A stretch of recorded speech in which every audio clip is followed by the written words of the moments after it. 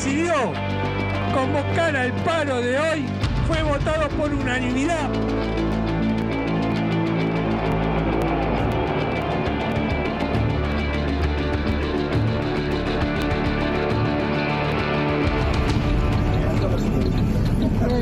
No tiene saldo, ¿verdad? No tiene saldo, viejo.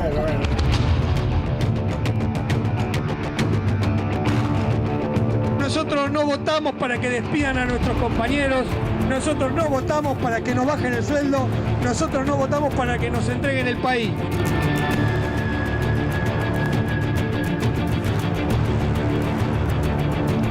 En algunos casos fueron agredidos, les rompieron vidrios, les pusieron clavos migueletes en las calles para que se les pinchen las gomas.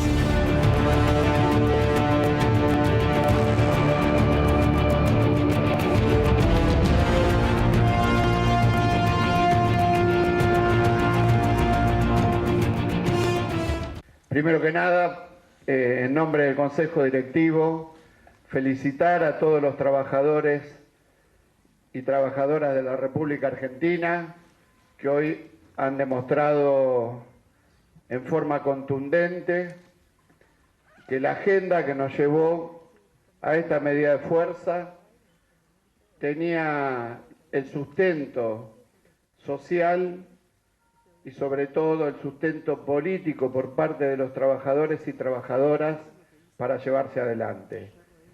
Porque vale aclarar, cuando nos dicen que es un paro político, efectivamente estamos discutiendo el rumbo de nuestro país, estamos discutiendo las políticas que se llevan adelante y estamos discutiendo todas las acciones que vienen dañando el entramado social de nuestro país. Por eso la contundencia del paro que vimos en el día de hoy a lo largo y ancho de todo el país demuestra que el gobierno tiene que tomar nota. Nosotros tomamos nota del acompañamiento y el gobierno tiene que tomar nota de lo que significa la expresión de los trabajadores y trabajadoras para reconfigurar su política de ajuste, su política que nos está llevando a extremos de prácticamente lejos de ser sustentables y por contrario de ser sustentables nos está llevando a extremos a muchos sectores de la ciudadanía que difícilmente se puedan recuperar si esta política sigue adelante.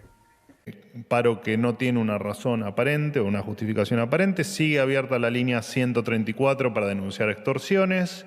Los empleados estatales que paren se les descontará sus saberes del día. Quien no va a trabajar y no cumple con su actividad no cobra. Obviamente que las organizaciones que participen de la marcha deberán afrontar los gastos que la marcha o que la situación del día de mañana ocasione.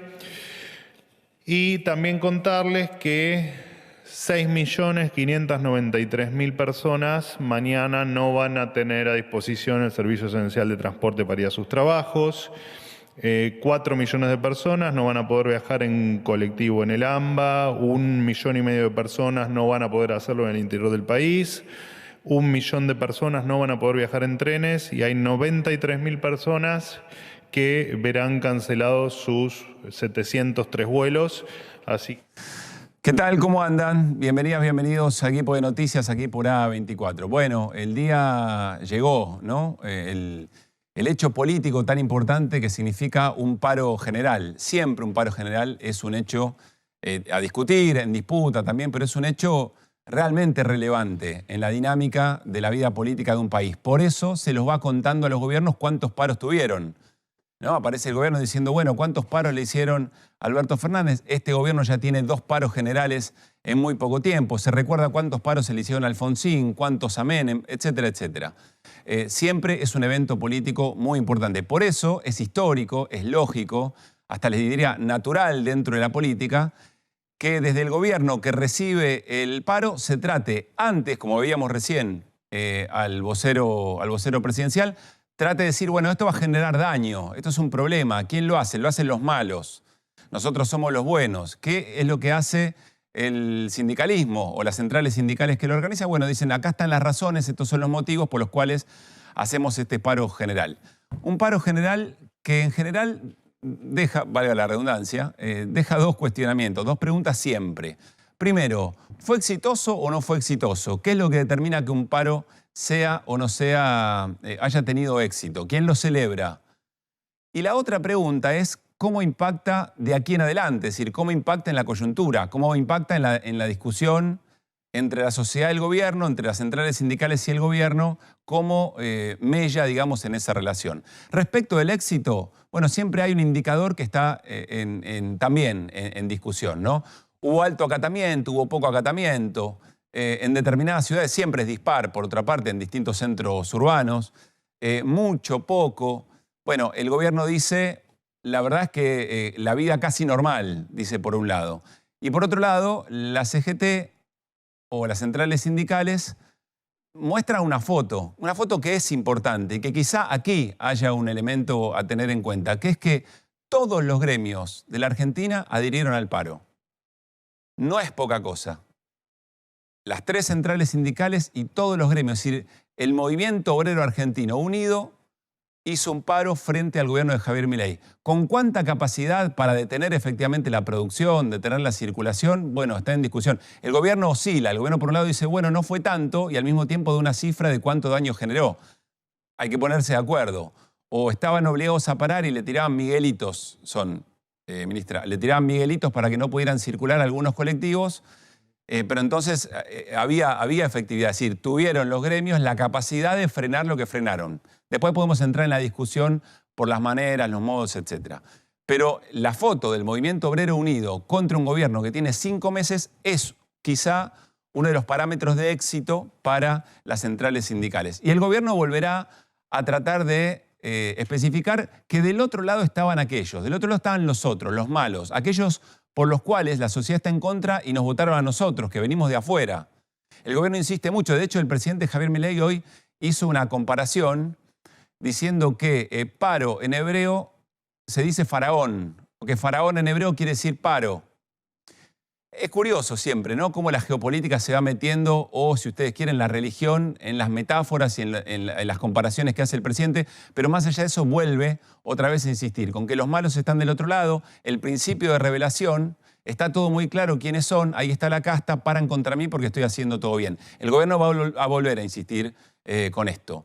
De hecho, este cruce se dio de alguna forma también en lo que dijo hoy Patricia Bullrich y lo que le contestó eventualmente Pablo Moyano, y aquí lo compartimos.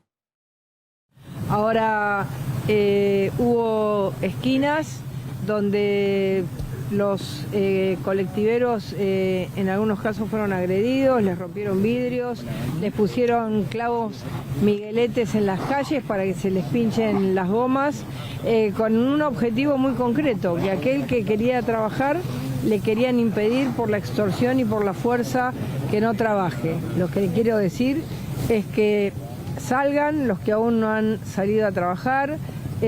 Hay medios de transporte y colectivos para que puedan viajar, salgan y utilicen su auto, que no hay problemas de seguridad, hay fuerzas de seguridad desplegadas por todos lados, su bicicleta, su moto. El país necesita que trabajemos, y todos aquellos que han hecho actos vandálicos demostrando una situación que para mí es de debilidad, porque si vos para lograr un paro tenés que tirarle la piedra a un colectivo, es porque estás en situación de debilidad. Este es el paro de la debilidad.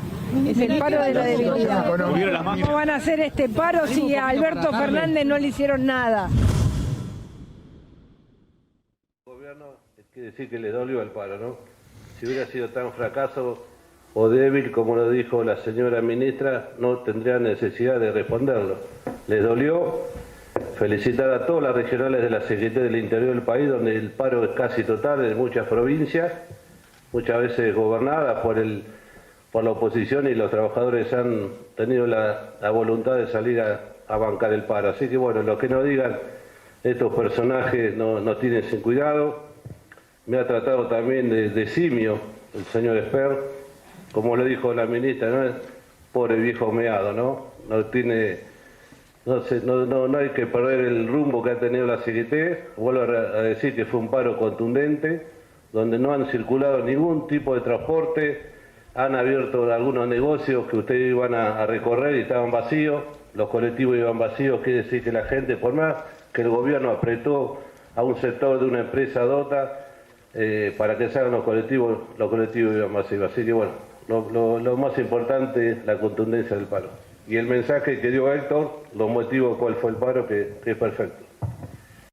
Allí Pablo Moyano y Patricia Burri, lo que les acabamos de explicar. Lo podríamos haber previsto antes de observar, ¿no?, las declaraciones tanto de los funcionarios del gobierno como de las centrales sindicales. Un paro de debilidad y Moyano le dice, bueno, pero si fue tan débil, ¿por qué tanto esfuerzo para decir que en realidad hubo piedrazos para que no circulen los colectivos? ¿Por qué tanto esfuerzo en decir el paro costó tanto, se dejó de producir tanto? Es absolutamente lógico cada una de las cosas. Ahora, lo cierto es que hoy no se vivió un día normal en la Argentina y que los gremios pueden mostrar esa foto, ¿no? Que todos los gremios, aunque piensen distinto, aunque quizá en momentos de menos hostigamiento respecto de los salarios, de las jubilaciones, podían estar discutiendo distintas cosas, como ocurrió con el gobierno anterior, incluso con el gobierno de Mauricio Macri. Aquí la escena es distinta. La otra pregunta es, bueno, ¿y qué impacto tiene un paro en esta coyuntura?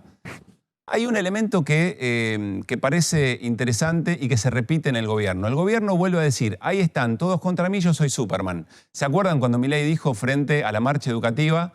Dijo, tienen que juntarse todos para hacerme frente. ¿Qué tan grande seré? Que todos tienen que juntarse para hacerme frente a mí.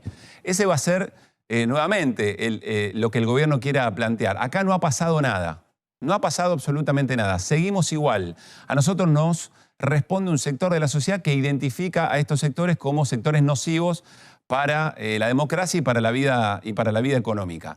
Ahora, del otro lado, quienes están observando que efectivamente los centrales sindicales se juntan y tienen capacidad de hacer un paro de estas características, un segundo paro de estas características, puede ser quizá en los contextos de la discusión en el Congreso. Los opositores propiamente dichos que están votando y buscando los votos necesarios en el Senado para que no salga la ley de bases ni el paquete fiscal, bueno, eso desde ya, quizá a ellos les da aire para seguir discutiendo en contra de estas políticas. Pero atención con aquellos que se denominan amigables, con la oposición amigable al gobierno. Esa oposición que dice, no estoy en nada de acuerdo, pero hay que darle las herramientas. ¿Por qué atención? Y porque esto genera una presión. Genera una presión que el gobierno dice presión analógica, presión de una manera de hacer política del siglo XX. Sí, bueno, guarda, porque en estas movilizaciones había obreros de la UOCRA que lo votaron a Milei, había choferes de colectivos que lo votaron a Milei, había docentes que también lo votaron a Milei. Si no, no se puede generar un paro con este nivel de adhesión, con este nivel de acatamiento. Entonces aquellos que están a punto y que quieren, se desviven, quizá están gritando agarrame que le voto todo al gobierno de Javier Milei, están pensando dos veces. ¿Por qué? Porque empieza a ser cada vez más caro darle un apoyo a un gobierno que tiene esta realidad económica, con las jubilaciones, con los salarios, con los despidos, con el parate en las pymes, con la suspensión de turnos en las fábricas. Esto lo está observando también ese sector de la oposición. Entonces ahí quizá en diputados salió la ley, quizá en el Senado también, quizá cueste un poco más y tenga que volver a diputados, pero mientras va pasando el tiempo y más empieza a lastimarse el bolsillo y la vida cotidiana de la gente, estas cosas van horadando, van raspando, van desgastando aquello que venimos diciendo en Equipo de Noticias que es fundamental. El peor vivir ya lo tiene clara la sociedad argentina, el gobierno lo dice, se vive peor, pero el sentido de ese vivir peor está en cuestionamiento. Y estas cosas evidentemente tallan ahí, generan una mella. Por eso Pablo Moyano, que entiende esto, dice al gobierno le dolió, el paro le dolió. ¿Está escrita la historia? No, de ninguna manera. Bueno, es importante también en términos de costo pensar qué repercusión internacional tiene un hecho político tan importante como un paro general, que todos los gremios de un país decidan parar respecto de las políticas de un gobierno. Y esto también lo está notando el gobierno nacional y Javier Milei. Vamos a compartir con ustedes la manera en que los diarios internacionales o la prensa internacional habló hoy de este paro.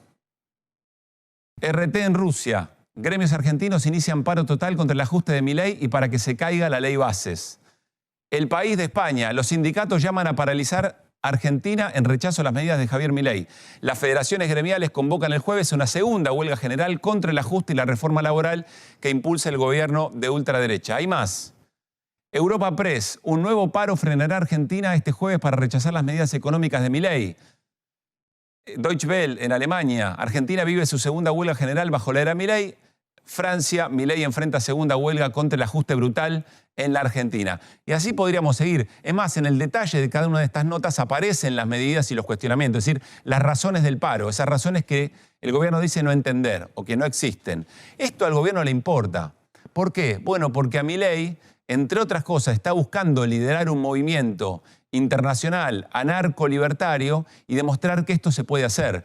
Es por eso también que liberales de todo el mundo que no siguen la lógica de Milei dicen cuidado, porque si Milei se cae, nosotros también caemos atrás de Milei en nuestra manera liberal de ver el mundo y plantear la economía. Esto a Milei le importa, seguramente al gobierno también le importa y es un elemento más para pensar cómo impacta un paro general, un hecho político en cualquier lugar del mundo, un hecho político importante, relevante. El gobierno de Javier Milei ya tiene el segundo en 5 meses. Arrancamos equipo de noticias, me voy con compañeros y compañeras. Hernán, Melody, Fer, ¿cómo andan? ¿Qué tal? Buenas noches. Bueno, Melody, el gobierno escogió un dato respecto de cuánto le costó en términos económicos el paro a la Argentina hoy. Según números de datos oficiales, pero de fuentes privadas, el gobierno, y acá lo voy a traer a Erno, a Fer, porque el gobierno dice que se perdió el día de hoy 500 millones de dólares, 1.1% del PBI, un 24,3% es lo que se perdió de producir la Argentina. Entonces mi pregunta es, ¿vivimos en Suiza? ¿Cómo que 500 millones de dólares por un día de no trabajar? Bueno, puede ser, eventualmente... Parece un poco exagerado igual. Entonces quiero traer a los que saben, ¿qué opinan? El gobierno está buscando traducir en dinero concreto o en porcentaje del PBI cuánto se dejó de producir hoy, Hernán. Sí. 500 millones, dice. Sí, 500 millones de dólares. Está haciendo una cuenta. Bien. Ojo, agarró la calculadora. Agarró la calculadora. Sí, habría que ver cuáles son las estimaciones y en base a qué, pero en general ese tipo de cálculo, ¿cómo se hace? Se agarra el PBI y lo dividís, si querés, hay como... Por días. Es medio muy aproximado. ¿Sí? ¿Por qué días hábiles? Si el fin de semana no se produce nada. Es como raro, ¿no? Entonces, es difícil aproximarse, pero me da bastante poco porque en realidad... El PBI de la Argentina debe estar en 400 millones, ahora... 400.000. 400.000 millones, con lo cual me da medio poco, Sí. quizás es un poco más. Ahora, todos esos cálculos, para mí, tienen poco de criteriosos por varias razones. La primera es, yo lo que no produje hoy, ¿no lo haré mañana? Y tal vez sí, en algunas actividades sí. Segundo, hoy me decía uno, no, pero el taxista mañana no recupera los viajes que no hizo. Bueno, en realidad el problema del taxista es que no tiene viajes y la razón del paro es que no tiene viajes, digamos, con lo cual sería una razón más estructural que eventualmente los viajes que no pueda... O sea, los gremios podrían decirle, no, es que estamos parando porque tus políticas hacen que produzcamos mucho menos. Para que tengas más viajes mañana y alguien se te suba Porque, por ejemplo, si me quitan ganancia, probablemente una buena parte de los trabajadores que tal vez se tomaban un taxi no se lo tomen. Claro. Es decir, parece razonable. Pero quizás la razón principal es la siguiente. Si ese cálculo efectivamente es válido y en algún punto aproximado, podemos discutir los números. Ahora, ¿qué significa?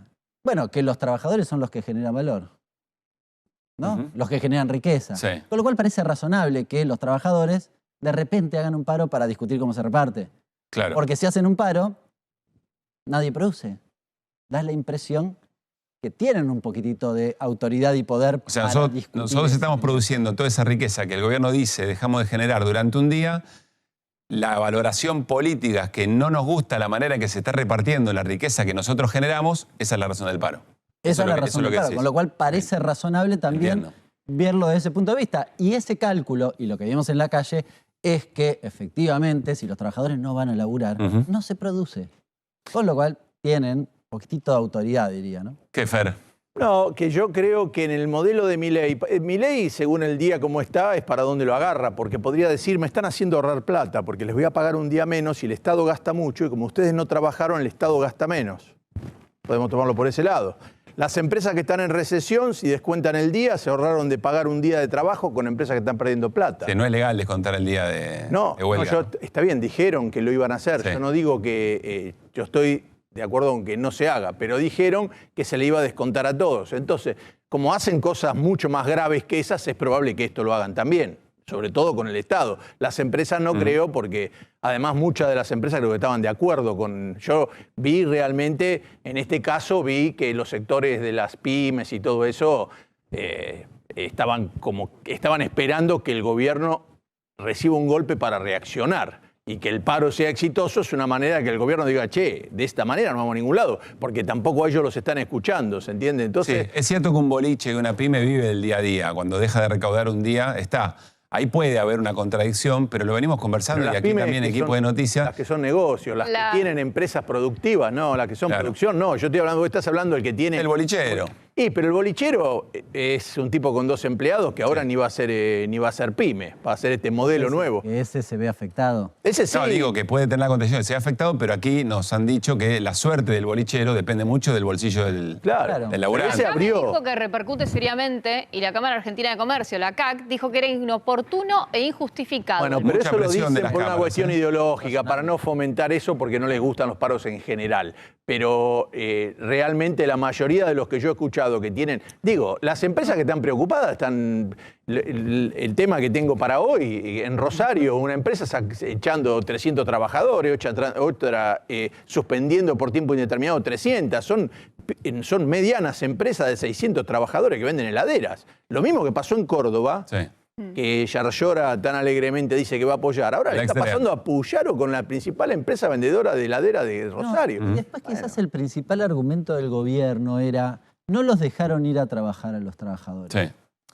Yo ahí, digo, para tirar un poquitito de ese hilo, sin saldar el debate, me parece que es un debate interesante. Ahora, ¿dónde computamos a aquel trabajador que quisiese adherir al paro, pero la guita no le alcanza y tiene que ir a laburar porque si no, si le quitan el presentismo no llega a fin de mes? Claro. ¿Dónde lo computo? Como uno que no lo dejaron ir al... Claro, también el presentismo, bueno, ahí se lo ahorran todos, porque eso sí no es obligatorio. Eso pero digo, me parece que el argumento tiene pies de barro también. Porque yo, si le preguntás a la mayoría, quizás quería ir a laburar, básicamente porque si le descuentan tiene un problema económico y no llega a fin de mes, lo cual vuelve al foja cero. Che, el problema es... Hay una empresa chica que te dice, che, te voy a mandar el remis para que vengas. Una empresa de 5 o 6 y todos van. Hay tipos que yo lo escuché, me llamó la atención. Gente que le hacía la entrevista en la calle y decía... Y yo estoy de acuerdo con el paro, pero no pude hacerlo porque Es decir, que había para los dos lados en ese sentido. Claro, eso es lo que es incalculable, rotundamente incalculable. ¿Cómo calculas quién tenía ganas de adherirse al paro, quién tenía ganas de no ir? Mucho, la mayoría se adhirió, porque si no hubieran ido a trabajar de alguna manera. Bueno, pero en general es muy costoso moverse en un auto en particular. Está bien, pero por ejemplo, yo nunca vi tan pocas bicicletas. Y las bicicletas eran el elemento ideal, sobre todo los que laburan en Capital, podrían haber ido en bicicleta. Y no lo vi matarse por ir en bicicleta, no pasó. Está con nosotros José Ibarra, secretario general de la Federación Nacional de Conductores de Taxi. ¿Qué dice, José? ¿Cómo le va? Muy buenas noches, ¿cómo están? Bienvenido. Gracias. ¿Qué valoración hacen del paro de hoy? No, ha sido un paro más del movimiento obrero en defensa de los derechos de los trabajadores, registrado y no registrado. Yo creo que no está siendo acertada la política social, económica que está llevando el gobierno de Milei, más allá de que ellos sostengan que sí, pero la realidad marca otra cosa, ¿no? Entonces, nosotros vivimos la realidad todos los días. José, ¿cómo se mide el éxito de un paro o no? Entre ustedes, digamos, entre los secretarios generales, cuando conversan, ¿cómo saben si es exitoso o no un paro? Y el movimiento, por ejemplo, a la mañana la ciudad de Buenos Aires era totalmente desierta. No había prácticamente nada. Nosotros quiero decir que tampoco estamos en contra de lo que quieran ir a trabajar. A todos nos aprieta por igual, con la diferencia que hay una gran mayoría de que le está golpeando y fuerte la economía, sobre todo, porque más allá de que los números digan que la inflación está bajando y que los números están bárbaros y ojalá que eso sea así, pero la realidad cuando vamos a la góndola de la verdulería, del supermercado, del chino a la vuelta, en la góndola dice clarito los precios. Y escuchaba con atención cuando decían que no hay plata que alcance, ¿verdad? No hay plata que alcance. No le vamos a decir que la culpa es de este gobierno que hace 5 meses que está, pero tampoco pensábamos que iba a ser un ajuste tan brutal para que iba a llevar esto. A ver, estuvo el Fondo Monetario que le dijo que parara la mano con el ajuste que estaba haciendo. O sea, el Fondo Monetario, para que diga que estaba haciendo un terrible ajuste, sí. Por algo será. No lo está diciendo el movimiento obrero, no lo está diciendo la clase trabajadora. José, claro, el conductor de taxi tiene que laburar el día a día. Nosotros vivimos el día a día. Si no labura un día, lo sufre, es difícil. ¿Aún así hubo alto acatamiento? Aún así hubo un alto acatamiento porque nosotros somos un termómetro de la actividad, de la economía. ¿Sí? Cuando está bien, la gente toma taxi. Al no ser un producto de primera necesidad, cuando está mal, nos damos cuenta rápidamente. Entonces, ¿por qué adherimos nosotros al paro? Porque la situación económica no está bien. Y si no está bien, no acompañamos en un llamado de atención a los gobernantes, también nos terminamos perjudicando a la larga nosotros, porque si no se reactiva, como todos esperábamos, que esto esté a esta altura ya reactivado y que tengamos alguna tranquilidad para poder salir a trabajar, y claro que la vamos a pasar mal. Ya la estamos pasando mal, muy mal. No solamente por la situación económica, sino ustedes sabrán, por la enorme competencia desleal que estamos teniendo con las plataformas digitales, con las distintas aplicaciones, ¿no? No las voy a nombrar para que lo vamos a seguir haciendo propaganda. Pero hoy veía, por ejemplo, algunos medios, uno que estaba en la calle y que permanentemente consultaba el celular cuánto estaba el precio de las aplicaciones. Y la verdad que nos llama la atención, porque deberían saber también de que a lo que se está publicitando es algo ilegal. Claro, no está regulado. No está regulado. Entonces nosotros, que estamos regulados, que estamos bajo de una normativa, que cumplimos una reglamentación, que somos obedientes a la Secretaría de Transporte de la ciudad, a la legislatura, en este caso a la legislatura de la Ciudad de Buenos Aires, donde hay una Secretaría de Transporte, donde hay un jefe de gobierno, donde todo... O sea, aquello de dentro de la ley todo, fuera de la ley nada, no se estaría aplicando acá, incluso por parte de los pero es que justamente toca un tema muy puntual. Hace poco escuchamos a decir a la muy atinada, la ministra de Seguridad, diciendo que se acabó, que hoy, a partir de ahora, vamos todos a estar dentro de la ley. El que esté fuera de la ley va a terminar preso, detenido, investigado, lo que fuera. Por otro lado, miramos rápidamente al presidente en el sur del país, felicitando a lo que evaden, a lo que compran dólares blue o dólar negro. Entonces, nosotros que estamos regularizados, que no tenemos ningún tipo de subsidio, ¿para qué seguimos cumpliendo? ¿De qué nos sirve? ¿Qué ventaja tenemos nosotros de estar dentro del marco regulatorio? José, ¿ustedes en qué momento del mes se dan cuenta si la cosa viene mal en la economía? Me refiero a la cantidad de pasajeros que suben, cómo suben, lo que se conversa. ¿En qué momento se van dando cuenta cómo viene la mano? Históricamente nosotros, del 1 al 15, al 20, teníamos un trabajo parejo continuo. Después del 20 hasta fin de mes, se tiraba, se tironeaba como podíamos. Eso es lo histórico, lo normal, digamos. Histórico, normal. Hoy es todos los días. Hoy es todos los días. Todos los días como si fuera del 20 al fin de mes. Del 20 al fin de mes. Y hay una caída, a ver, por ejemplo, cuando hay crisis, las pymes caen, se han cerrado durante el gobierno de Macri 25.000 pymes. ¿La cantidad de taxis que hay hoy con respecto a hace 10 años es mucho menor? No, por supuesto, pero no solamente por el gobierno de Macri. Ahí tenés el factor plataformas. Claro. No, por eso, pero quiero saber cuánto los afectó. Ahí le digo. El que cerró es el que no se aguanta. Ahí le digo. Nosotros teníamos un parque automotor de 39.000 taxis, de lo cual circulaba 32.000 taxis. Hay un porcentaje que es entre un 5 y un 8% que por día se paran por reparación, por descanso, lo que sea. Pero 32.000 taxis había en la calle. Todos trabajando, todos con los papeles en regla, todo habilitado, con su seguro de pasajero transportado y todo lo demás. Llegó la pandemia. A nosotros el gobierno de la ciudad nos usó de esencial, nos usó de ambulancia, nos puso en la primera línea a llevar a los desgraciadamente con COVID y si no a los familiares con COVID a los distintos lugares que eran hoteles o clínicas y estábamos en la primera línea. Después de la pandemia hemos perdido muchos compañeros que han dejado. Después de la pandemia pasamos a 8.000 taxis. Oh, qué caída. Terrible la caída. Empezamos a trabajar, a recuperar de vuelta la actividad. Tuvimos que caer de un parque automotor de 10 años, en la pandemia le tuvimos que pedir que nos pasaran a 12 años. Finalizando la pandemia tuvimos que pedir que nos pasen a 14 años, porque los precios exorbitantes y no se puede renovar la unidad, porque no hay un banco ciudad o alguna entidad crediticia que nos den una línea de crédito pagable. Entonces se nos hace imposible renovar eso. A todo eso le tenés que aparejado la falta de trabajo, la enorme crecimiento que ha tenido el transporte ilegal de la plataforma digital de distintas aplicaciones. Sí. Pasamos, ahora estarán trabajando 22.000 autos y debe haber 25.000 que están con prórroga, y el resto, bueno, estamos viendo de qué manera podemos encauzar esto para que se vuelva al histórico parque automotor, ¿no? José, permítame volver al paro. No sé si lo han discutido con los secretarios generales y más. ¿Cuál es la expectativa de ustedes el día de mañana? ¿Que el gobierno los convoque? Digo, pienso en el escenario de lo que sucedió con la movilización, por ejemplo, de las universidades. Bueno, el gobierno ese día chicaneó y demás, pero al día siguiente cambió un poco su política. ¿Cuál es la expectativa que tienen ustedes para mañana, para los próximos días? Esto es una discusión, una pelea en el buen sentido de la palabra, de a dos. El gobierno por un lado y el movimiento obrero por el otro. Yo no veo por qué el gobierno está tan reacio a convocar a un diálogo franco y sincero al movimiento obrero. Franco y sincero. Nosotros necesitamos ser incluidos dentro del gobierno, sea el gobierno que esté, sea de liberal, sea de izquierda, sea de derecha o peronista, el que sea. Porque nosotros estamos permanentemente acá.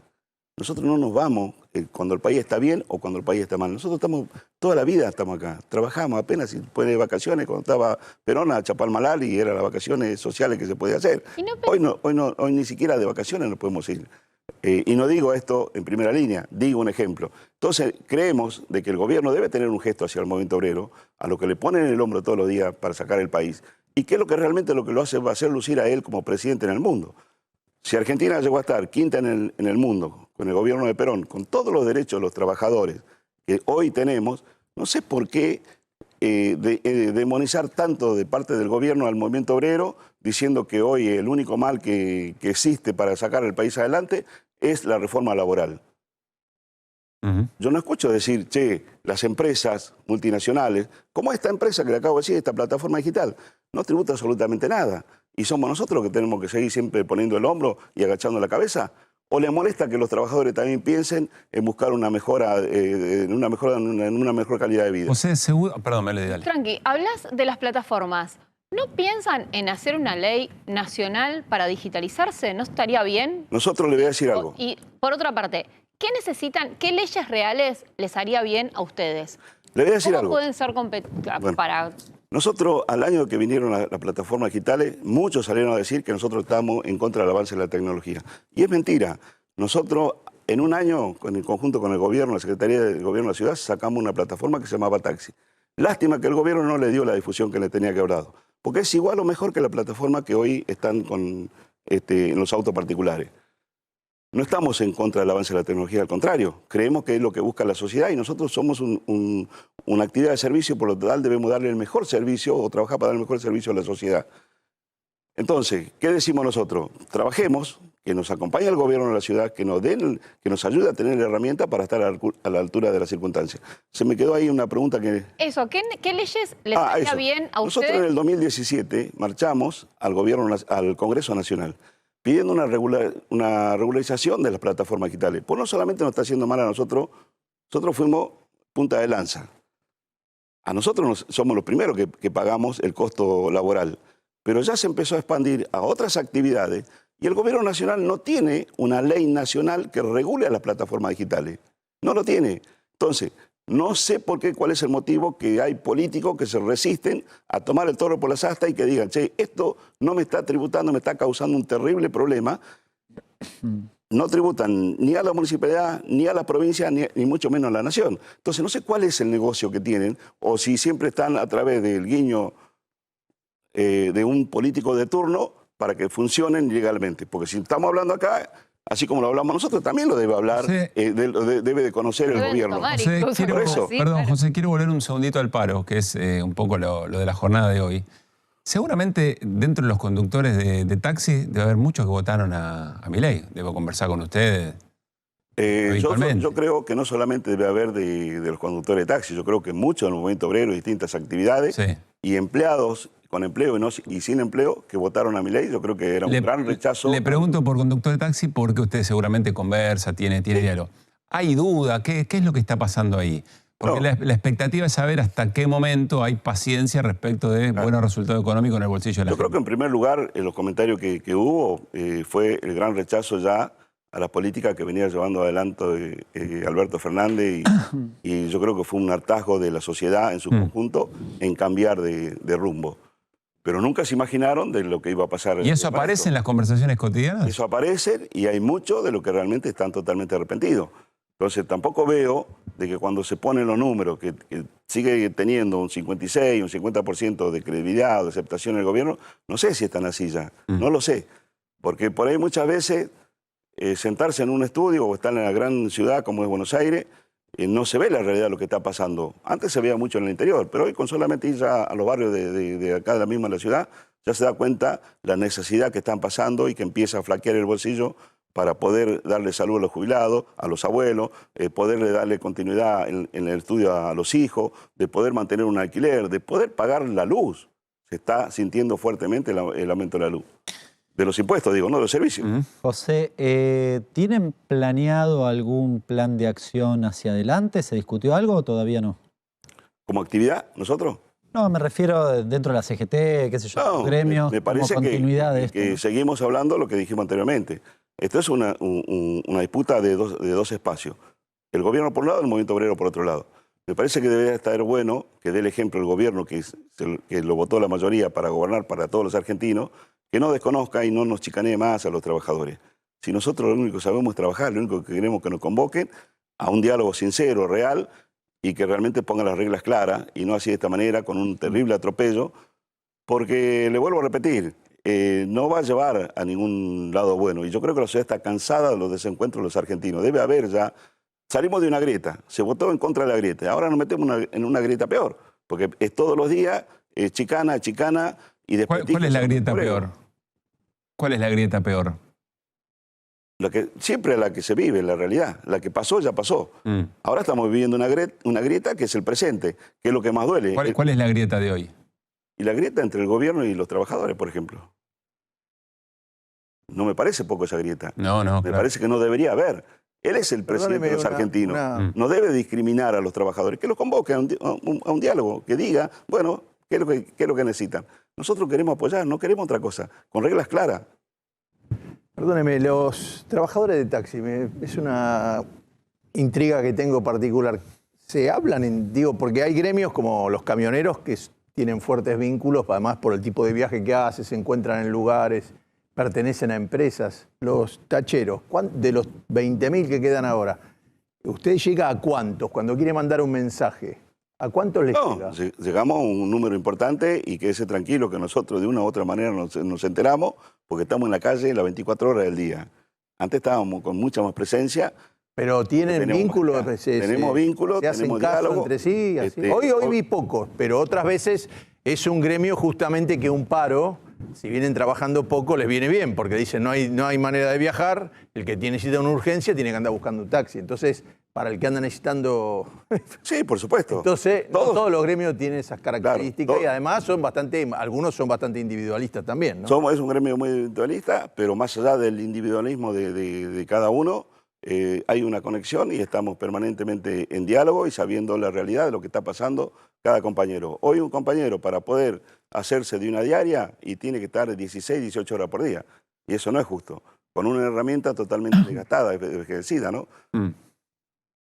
José, gracias por haber venido. Gracias a ustedes por el espacio.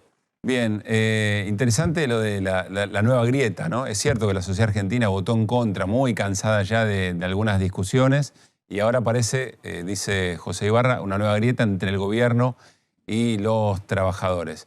Bueno, siempre en jornadas como esta, está claro que el gobierno quiere tener algún hecho simbólico que demuestre que el paro fue débil o eventualmente que se perjudica al resto de la sociedad que decide no adherir al paro. Hoy Patricia Bullrich había tomado la decisión de ir a viajar en colectivo para demostrar que efectivamente estaban funcionando, que no había un paro total del transporte, sabiendo que el paro de transporte, claro, condiciona mucho el éxito o no de un paro de estas características. Miren lo que pasó. No tiene saldo, ¿verdad? No tiene saldo, viejo. Es un caradura, no tiene saldo. Bueno, un poco. le faltó el detalle de que le cargaran un poquito la... No, la cara dura es ella, porque no se puede usar la SUBE de otro, teóricamente, porque tendría hasta otro precio. No está registrada. Pero no está registrada y está cometiendo algo que es como, de alguna manera, es un delito. Pero bueno, y es la que maneja la seguridad. Bueno, estaba claro igualmente que el punto era demostrar que efectivamente se podía viajar en colectivo. Bueno, no se pudo. A mí me da la sensación que este tipo de cuestiones... Si se lleva muy de trompa con la realidad, termina quedando expuesto el gobierno en querer generar cosas para demostrar o para acusar, para no acusar recibo de que el paro fue importante, ¿no? A mí me Pero encantaría tener un mundo donde todos los políticos usan el transporte público. En otros países sucede. Me fascinaría. Sí, hay también, ¿eh? Hay me gente que lo usa. Toda su vida lo usó el líder de la izquierda, como es Zamora. Se jactaba. Mi viejo lo ha encontrado y lo ha felicitado arriba del colectivo. Le dijo, lo voy a votar a usted porque viaja en colectivo. Bueno, Pepe Mujica creo que también solía ir como senador, iba en colectivo. También está claro que puede ser un acto un poco de demagogia, cuando es razonable, que incluso van laburando a veces en el propio auto que lo lleva. Bueno... No, pero si vivís en Capital o tomás un subte, a veces hasta es mejor que andar tomando otra cosa, la verdad. Según donde vivas, Zamora vivía en Capital, no vivía en La Matanza, si no, no podés. Hernán. No, pensaba eso, digo, es difícil imaginarse, porque además me lo imagino a Mujica siendo senador, yendo en lo que sea, la calle Pau, qué sé yo, cualquiera. Sí. Claro, viene el que está ahí en el colectivo y le dice, che, pará, tengo un temita que te quiero hablar con vos. Sí, claro. Entonces digo, es un... Hacen fila no para tomar el bondi, sino para reclamarle... No tengo que bajar en esta parada. No, pará que yo tengo... No, era... El chofer que que pare ahí, pero no... La calle te da un termómetro. A mí, yo viajo en colectivo todos los días y te da un termómetro que si vos viajás en auto, no lo tenés. Bueno, pero el termómetro hay alguna gente que mejor que no lo usa. No, pero lo que vos decís, por ejemplo, de que bajó un montón en higiene. Yo te puedo asegurar que hay olores en la calle que antes no había. Eso seguramente. Entonces, realmente bajó el consumo en higiene. Claro. Y es algo que me llama la atención cuando subo al colectivo, o que, por ejemplo, los colectivos mismos están mucho más sucios que antes. Está denunciando Mérida, hay menos uso de desodorante en el transporte público. No estoy... Un indicador de la crisis. Si cayó el 30%. Porque primero compras la comida. Sí. Es razonable. Sí, lo contamos ayer. Caída en perfumería. Claro. Bueno, muy bien, me gusta. ¿No hay un índice Big Mac? Claro. ¿No? Para algunas cosas acá hay pero eso de la fama... Índice olor a chivo en el bondi, No, es que me gusta. Hay algunas cosas que no se pueden hacer en público. Digo, algunas que se les vuelve al famoso, se le vuelve insoportable la vida cotidiana, si tienen eso de la... Bueno, pero no son famosos, son empleados públicos. Son las dos cosas. Estaría buenísimo. Empleados públicos, no son empleados públicos. Insisto que es de la única manera que van a cambiar las cosas. Que tengan que usar los hospitales, de verdad. No, eso es otra cosa. No, los hospitales es distinto, pero nadie lo va a ir a jorobar en el hospital. Yo no creo que sea un problema de solo tener contacto. Creo que son decisiones políticas. Sí, son decisiones políticas. Bueno, un funcionario, un dirigente tiene que tener distintos modos de saber cómo está funcionando un hospital. Que vos tengas la temperatura de la calle, lo que estoy diciendo es que tengas la temperatura de la calle no te garantiza sensibilidad. Claro. No te garantiza, es decir, si vos querés que los ricos ganen, claro. El colectivo pero es lo mismo. Si vos esperás 45 minutos un colectivo y después no le va te a cambiar la y te das decisión. cuenta que hay 7 cuadras entre una parada y la otra y eso te molesta, decís, che, esto hay que cambiarlo porque está mal diagramado. El problema del Rigi no es que Milei no viajó en colectivo, esto estoy diciendo. Claro. No es que porque el DIPI vive en La Matanza, es progresista, nada que ver. Está muy bien. Bueno, habló también el Rubén Sobrero, dirigente ferroviario. Muchos se agarraron de lo que dijo Sobrero como si fuera de Sobrero, pero explicó el Pollo Sobrero que era algo que se estaba hablando en algunos sectores sindicales, que es lo que planteaba Hernán, es decir, ¿cómo sigue esto? ¿De qué manera hay un plan de lucha definido? Bueno, el Pollo Sobrero sugiere o está trabajando alrededor de la idea de un paro de 36 horas, de un próximo paro de 36 horas, es decir, un día y medio, lo decía de esta manera.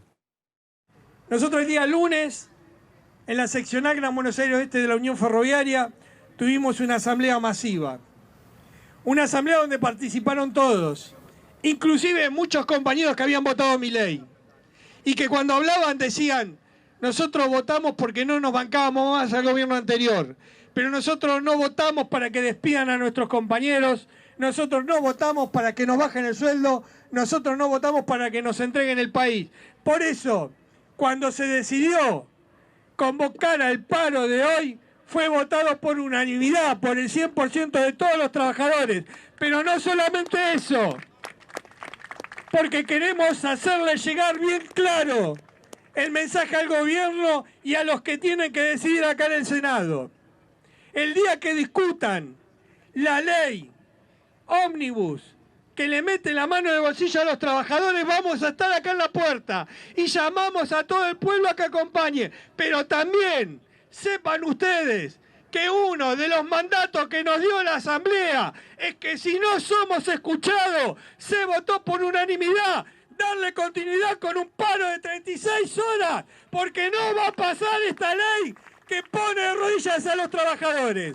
Muchas gracias. Bien, enseguida volvemos con estos temas. Vamos a discutir qué es lo que está pasando en el Congreso y cómo impacta en el Congreso el paro de hoy. Pero nos vamos a Brasil. Está nuestro compañero Alejandro Pueblas. Estamos muy atentos con las inundaciones, algo que el propio presidente Lula da Silva definió como una calamidad. Ale, ¿cómo te va? Muy buenas noches. Pablo, ¿cómo te va? Buenas noches. La situación es crítica en Brasil, sinceramente. Nosotros ahora estamos en un lugar que se llama molinos de viento, en español, que es un oasis en el desierto. Y te lo voy a mostrar en imagen. Mira, Merino va a enfocar mi celular. Miren dónde estamos nosotros y miren nuestro alrededor. Esta es una pequeña, por así decirlo, montaña o loma que no se ha inundado. Estamos hablando de unas 20 cuadras a la redonda. Y alrededor la catástrofe, ¿sí? A ver, explícanos bien, no se termina de distinguir, Ale, qué es lo que nos estás mostrando. Explícanos bien qué es lo que estamos viendo. Molinos de viento. Sí. Este punto azul es la ubicación donde yo estoy en este preciso instante. Sí. ¿Lo ven? Sí.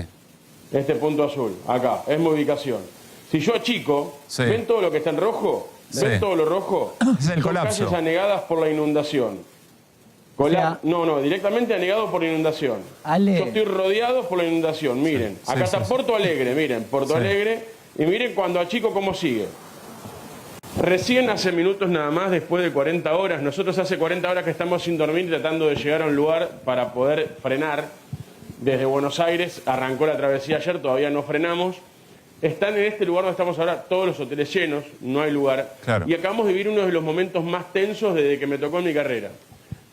Vivimos una situación de película cuando viene una catástrofe. Es más, pensamos que se había roto una represa y que nos estaba viniendo el agua encima. Vimos gente huir desesperada con botes, atropellando a otras personas que andaban en moto y dejándolas tiradas y huyendo. Acabamos de ver la locura en persona de la gente. No podíamos creer lo que acabamos de transitar. Tenemos, Merino, Ale, que es tenemos el camarógrafo material que nos tocó mandaste. conducir. Tenemos el material que nos mandaste, si querés lo compartimos. Ahí lo ponemos. Y seguimos hablando, a ver. Sí, ahí lo ponemos, pero te decía, Claudio Merino, un segundito Sí. te digo esto, que Dale. es quien tuvo que manejar y ahora tiene la cámara al hombro, también hace 15 horas que está manejando Claudio y acabamos de vivir esto que no lo podíamos creer. Como decía Pablo, si querés lo podemos ver. Dale, a ver. Está huyendo en este momento de la parte de Porto Alegre donde estamos ingresando. Se van como si fuese una película épica a la que uno no está acostumbrado. Van con las lanchas huyendo, no sabemos qué es lo que sucede. No sabemos, en este momento estamos incrédulos sin saber qué es lo que está pasando. La gente huye como si fuese en este momento una película prácticamente de terror, esas que vemos de catástrofes naturales. Esto es en Porto Alegre, en la entrada a Porto Alegre. La situación es crítica, es terrible en este momento. No sabemos bien qué es lo que está sucediendo, no sabemos cómo esto va a continuar. Sí vemos el descontrol de la gente, de los brasileros, en este momento para huir. Bien, Ale, ahí compartíamos, ustedes estaban yendo en dirección contraria sin saber lo que estaba pasando, me imagino la preocupación, ¿no? Sí, además, Claudio Merino, tratábamos de preguntar por la ventana qué pasaba y nadie nos sabía explicar. Era gente con cara de locura y desesperación, robándole agua a otras personas, comida. O sea, lo que acabamos de vivir es grave y eso lo tenemos alrededor nuestro. Nosotros ahora estamos intentando buscar un lugar para guarecernos y meternos en eso. En esa locura que está viviendo Brasil en estos momentos, estamos hablando de hectáreas de barrios que ya no existen más, que están bajo el agua y que hay familiares que los que veíamos pasar con lancha, nos explicaron después, vinieron a buscar o a robar una lancha para ir a sacar a familiares que están arriba de un techo esperando que si los tapa el agua se mueren. Claro. Ale, esa es la situación. Una pregunta más de contexto. ¿La situación está peor que hace unos días atrás? ¿Mejor? ¿Ha bajado algo el agua? ¿Sube? ¿Cómo está la situación? ¿Qué expectativa hay? El agua, si bien bajó un poco, el tema ahora es el hambre, los robos, la inseguridad, claro, y la gente. La gente está en un estado de psicosis totalmente incontrolable. Hoy la gente en contramano te hacía seña de luces y si no te corrías te chocaba. Vimos autos chocar contra autos puerta con puerta para pasarse. O sea, vimos la desesperación en persona. Nunca nos tocó vivir algo así con el camarógrafo Claudio Merino. ¿Tenemos tiempo, Pablo? Sí, claro, dale. No. Sí, Le dale. quiero preguntar a Pablo un segundito en vivo, que era quien manejaba. A Claudio, un gran abrazo para Claudio. Claudio, quien manejaba. Claudio, ¿cómo fue la situación de ese momento? Porque en realidad el nerviosismo fue lo que te llevó a tratar de sacar el auto de esa manera. Nos pasaban por todos los costados y en un momento te grité, asegúrate que no nos choquen, nada más. Sí, trata de que no nos choquen. Los bomberos y la policía, en un sentido y en otro, pasando sin tocar el freno, sin razón, las motos de la policía, atrás miles de personas tratando de seguir el curso de los que iban haciendo la brecha y nada, tratando de llegar a un lugar más tranquilo para ver qué pasa. ¿Alguna vez te tocó vivir algo así? No, la verdad que no. Pareció una estampida de la gente, la verdad que no. Gracias, Claudio. Un abrazo grande para Claudio. Somos un equipo. Vale, gran laburo, gran laburo. Y él tuvo que agarrar el volante en ese momento cuando nos pasaban por encima y lo único que podemos hacer es avanzar por la banquina, porque la gente avanzaba por cualquier lado.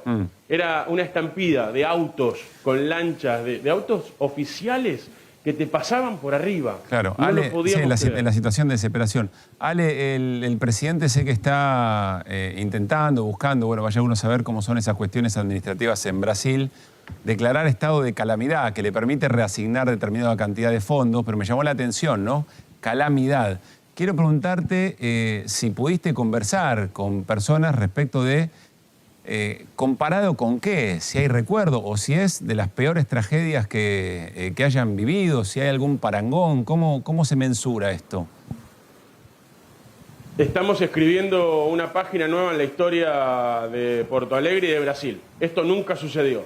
Es la tragedia más grande desde que se fundó Brasil.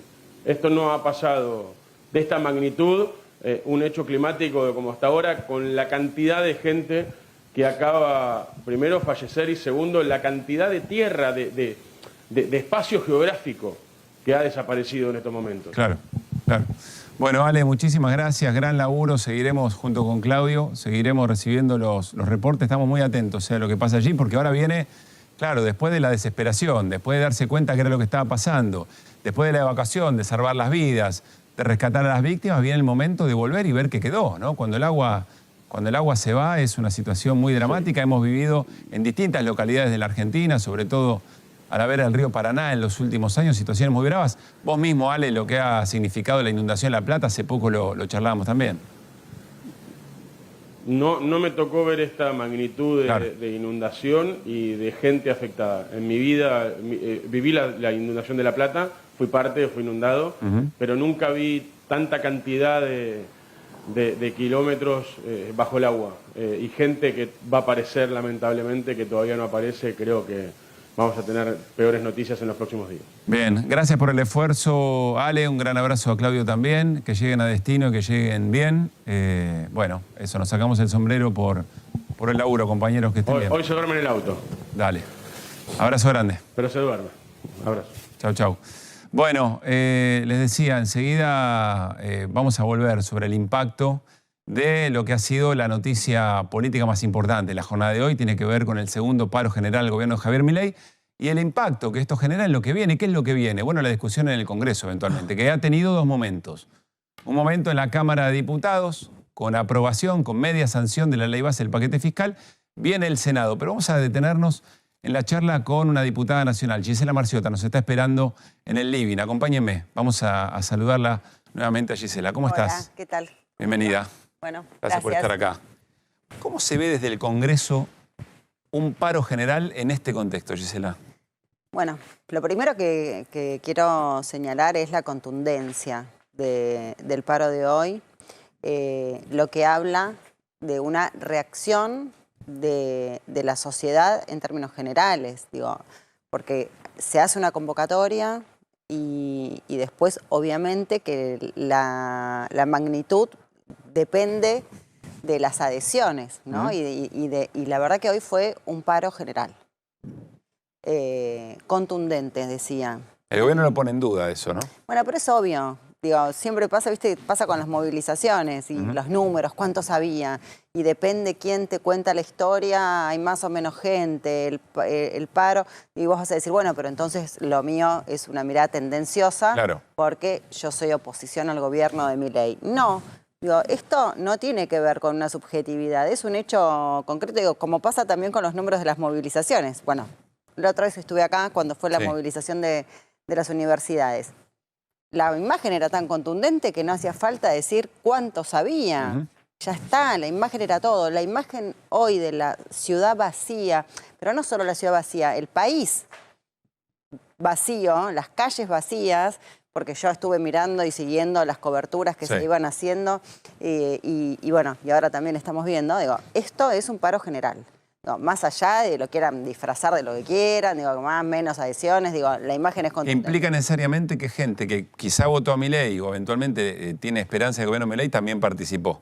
Sí, sin duda. Digo, con lo que hablan las imágenes, sin duda, gente que votó a Milei hoy hizo paro. Y algunos van a decir, bueno, pero en realidad, porque como el transporte, a lo mejor no querían parar, pero entonces no pudieron llegar. Digo, sí, bueno, eso justamente es parte de la medida de fuerza. Digo, la medida de fuerza, cuando dicen, bueno, pero y se pierde lo que se pierde, bueno, la medida de fuerza tiene que molestar. Es como cuando haces una protesta, en una movilización y molesta, digo, molesta. Sí, tiene que molestar. Si no molesta, no genera el efecto buscado, que justamente es visibilizar una situación. Para visibilizar esa situación tenés que hacer algún tipo de ruido. Bueno, pero eso hoy se hizo ruido. Un sector de la sociedad lo pone en discusión, ¿no? Por algo el gobierno entiende que le reditúa ir con el protocolo antipiquete, porque sabe que un sector de la sociedad, más allá de lo que esté pasando, lo que quiere es seguir circulando, eventualmente seguir trabajando. ¿Eso quizá también, jornadas como hoy, lo tensionan? A ver, el gobierno lo que está haciendo, y yo en eso, digo, obviamente disiento con el relato que construye, pero está construyendo un relato, digo. De lo que pasó hoy. En todo, digo, está construyendo un relato. Cuando uno está a cargo de un gobierno, digo, lo que está muy bien construir un relato, porque es parte de esa construcción para seguir sosteniendo. Es coordinar la mirada de las cosas. Y sí, digo, pero me parece, digo, yo no entiendo perfectamente que eso suceda. De hecho, no sucedió con el gobierno de Alberto Fernández. ¿Falló el relato? No tenía. O sea, no tenía. Digo, este gobierno está construyendo un relato con el que yo no estoy de acuerdo. A ver, para nada. Pero lo está haciendo con esto que vos decís, ¿no? Como tomando, ¿no? Interpelando desde un lugar que es de confrontación con lo que sería otro relato, ¿no? Claro. Que es con el que yo coincido. Y eso es lo que está en disputa. Ahora, mi pregunta es si en jornadas como hoy uno puede ver que quizá se va ahora dando un poco el relato del gobierno que venía muy eficaz. Sobre todo en la mirada muy crítica de los sindicalistas. Lo que pasa es que no se gobierna solo con un relato. A ver, está muy bien construir un relato, pero después tenés que acompañar con hechos concretos. Y hechos concretos a favor de la gente. Porque digo, este paro no es en contra de Milei caprichosamente. Digo, este paro es en defensa de todos los ataques que se vienen sufriendo del gobierno de Milei hacia los trabajadores. ¿Por qué lo sintetizo en los trabajadores? Porque eso somos los argentinos, todos. Digo, incluso los jubilados que han sido trabajadores activos y ahora no son activos, pero son trabajadores. Los futuros jubilados son trabajadores.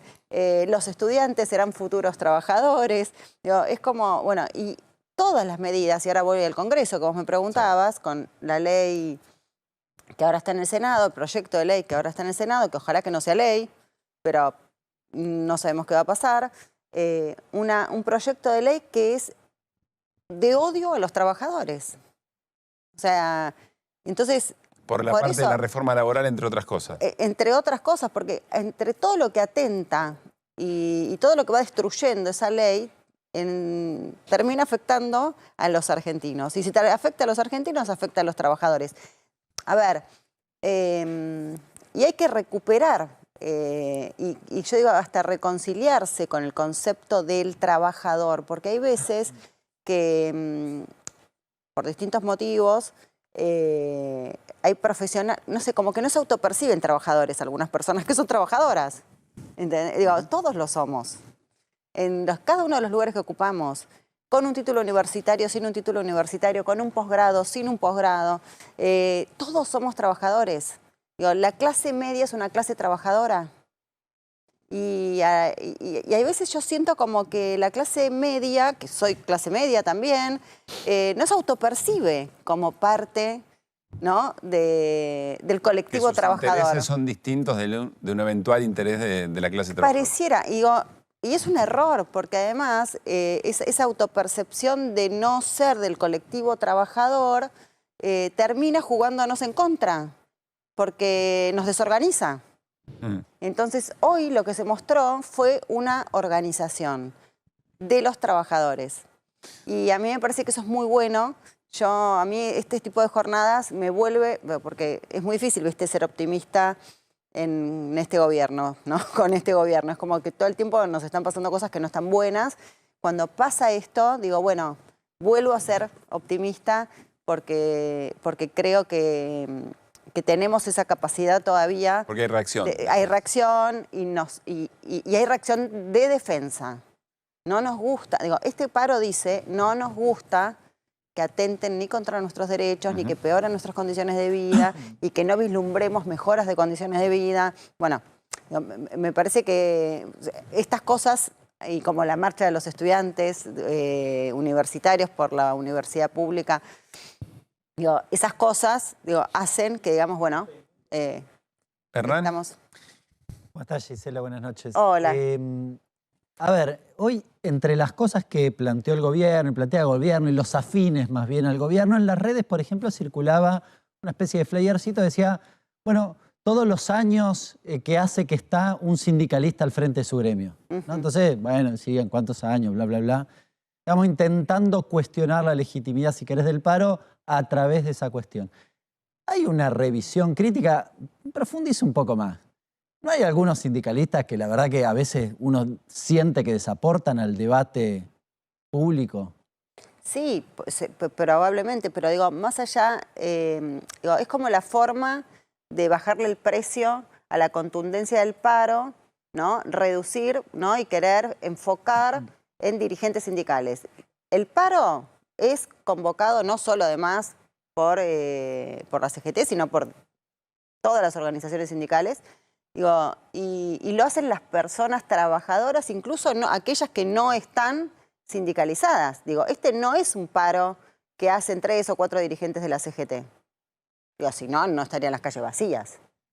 Digo, es querer bajarle el precio cuando querés. Ahora, sí, hay que revisar, sí tiene que revisarse el sindicalismo. Digo, yo no pertenezco a ninguna organización sindical, digo, no vengo pero yo creo que hoy, con el gobierno que tenemos, hoy hay que revisar todo. Claro. Digo, o sea, si Milei es presidente, hay que revisar todo. Claro. O sea, ¿hay algo que está mal? No, está todo mal. Digo, porque si no, Milei no sería presidente. Entonces, ahora, ¿querer bajarle el precio al paro? No, la verdad que no. Porque está faltándole el respeto a cada uno de los trabajadores que hoy se quedó en su casa. Porque no es, digo, es como pensar que qué divertido, vamos a hacer un paro. No, digo, es la medida, es como la última herramienta que se utiliza y que el trabajador utiliza cuando ya no puede más. No es la primera. Y vos decís, bueno, pero son 4 meses de gobierno que parecen 10 años con todo lo que hicieron. En contra de los trabajadores, que somos todos, insisto. Es muy importante. Y para mí, hoy se vio eso. Y eso también es importante. Entonces, no le bajemos el Son precio. discusiones, son muy difíciles de resolver. En una conversación, en una charla, en una ponencia, hay determinados detonantes que lo hacen. De repente en la calle tenés ese 23 de abril o esta coordinación del paro. ¿Qué impacto te imaginás tiene este paro de aquí en adelante? ¿O qué vas a observar vos con tu mirada de dirigente, con tu mirada de...? A ver, lo que observo es esto que te decía, en función de hoy todos somos trabajadores. ¿Y ahora qué? Y ahora yo no espero, si vos me decís, si espero que mi ley modifique algo porque el paro fue contundente, la verdad que no creo. Ahora, que mi ley no modifique tampoco me sorprende, digo, porque bueno, es parte también de su estilo, que me parece que es muy cerrado, no escuchar, no lo veo permeable. Sin embargo, para la aprobación de la media sanción, mostró muñeca.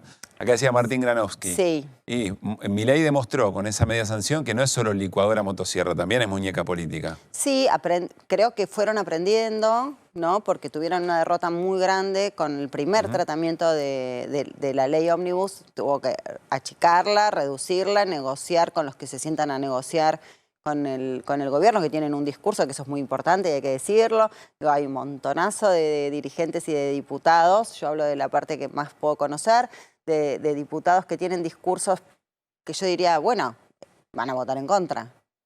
Y tienen discursos incluso durante la sesión, ¿no? O sea, discursos que vos decías, bueno, en este artículo votan en contra. Y no, y votaban a favor. Digo, y estaría muy bueno que, yo sé que a lo mejor es tedioso y para la gente puede ser aburrido, pero es muy importante saber cómo vota cada diputado. Porque no podemos quedarnos, y es el peligro de esta era de las redes sociales, de quedarnos con la foto de la red social o lo que se escribió en alguna red social, que a lo mejor es políticamente correcto como oposición a Milei, pero después votan a favor, y eso es lo que no se sabe, porque eso no sale en ningún lado. Yo sé que es muy tedioso porque son 1 millón de artículos, porque una cosa es votar en general, después votas en particular, y en particular es muy chiquitito todo, pero justamente ahí está la trampa. Y ese es el... ¿No es peligroso ese señalamiento respecto de este votó tal cosa, como si fuera una invitación es público. A un escrache público? No, es público. Lo que no tenemos es el ejercicio de meternos en esa información, como por ejemplo, qué proyectos presenta cada diputado, cómo vota, en qué sesiones está, en qué sesiones no está. Digo, todo eso es una información pública que está en la página del Congreso y cualquier ciudadano puede acceder de forma muy simple. Digo, pero no tenemos como esa dinámica, digo, quizás, bueno, como periodista lo hacemos, pero el señor que está ahora en la casa capaz que no tiene ganas de meterse en la página del Congreso. No tiene tiempo, Sí, o capaz se quiere ahora distender y dice, bueno, miro un rato la tele y no tengo ganas de meterme a ver cómo vota. Pero es importante porque ahí es donde está la trampa de este famoso doble discurso que existe y que, bueno, y pasó el día de la marcha. ¿Te acuerdas que estuvimos acá? Además me acuerdo, porque yo lo dije. Dije, bueno, los que hoy acompañaron a los estudiantes y se sacaron las fotos y subieron a redes sociales, que mañana vayan, teníamos la sesión convocada, sesión especial por nosotros, para tratar todos los temas vinculados a la educación, y no fueron. Pero a ver, Gisela, ¿qué lectura haces de eso? Y ahora vamos a hablar del Senado, porque está Mariano Recalde, senador nacional, para preguntarle cómo está viendo el voto, la dinámica, si sale o no sale la ley bases. Pero mirá, bueno, yo espero que este paro sirva, por lo menos... Pero mira esta secuencia, a ver cómo la entendés. Movilización del 23 de abril, impactante. Una movilización de las más grandes que se recuerde en democracia. Sin embargo, pocos días después tuvo efectivamente la media sanción el gobierno de Javier Milei. Hoy, paro general, y es muy probable que tenga el apoyo de la ley base y salga la ley bases. ¿Qué es lo que está pasando ahí? ¿Por qué no hay un correlato si efectivamente estas movilizaciones han despertado o han generado reacción en la sociedad? Bueno, porque cuenta con la complicidad y lo que yo digo que es el colaboracionismo de esta gente de doble discurso que se dicen opositores, pero que en realidad, digo, yo colaboracionistas o parte de ya del oficialismo, ¿no? Y si no contara, digo, porque si no sería imposible que Milei tuviera leyes. O sea, porque no tiene número en ningún lado. Ni en la Cámara de Diputados, ni en el Senado. No tiene número. Probablemente estén de acuerdo con, o sea, con no las tiene políticas número. de Milei. Por eso digo que entonces guarda con el doble discurso, porque después discursivamente es otra cosa. Después se sientan... si están de acuerdo, si van a negociar y van a votar y van a acompañar, yo no juzgo. Yo no estoy de acuerdo. No los voy a juzgar. Sí. Ahora, háganse cargo. No hagan... no jueguen a ser opositores cuando en realidad son parte de un oficialismo porque coinciden con el oficialismo. No eran oficialismo porque no fueron elegidos para gobernar, pero coinciden con quien gobierna. Bueno, pero entonces que quede claro. Entonces, oposición somos nosotros, que nos oponemos. ¿Por qué? Porque estamos en contra de cada uno de los motivos por los cuales los dijimos en los discursos que dimos y fuimos... Por lo menos yo fui coherente en todas las votaciones de toda la ley y de las particularidades, y cuando fue en particular también. Entonces, por eso digo que es importante saber qué pasa después. Esas leyes, qué se dice y qué se hace. Por eso las leyes, o por lo menos hasta ahora, en diputados salió. Yo espero que el paro, Milei no va a modificarse, seguro que no va a modificarse por el paro y por la contundencia del paro, pero yo espero que sí algunos senadores tomen nota de la contundencia que tuvo hoy los trabajadores diciendo, la verdad que no nos gusta lo que está pasando, no queremos más. Gisela, gracias por haber venido. No, gracias a vos. Bueno, vamos a una pausa y vamos a hablar con Mariano Recalde, senador de Unión por la Patria, a ver cómo está viendo esto mismo que nos decía Gisela, cómo está viendo el Senado en plena dinámica, en plena discusión. Nadie tiene los votos suficientes ni para aprobar ni para rechazar, está la moneda en el aire. Tanda y venimos.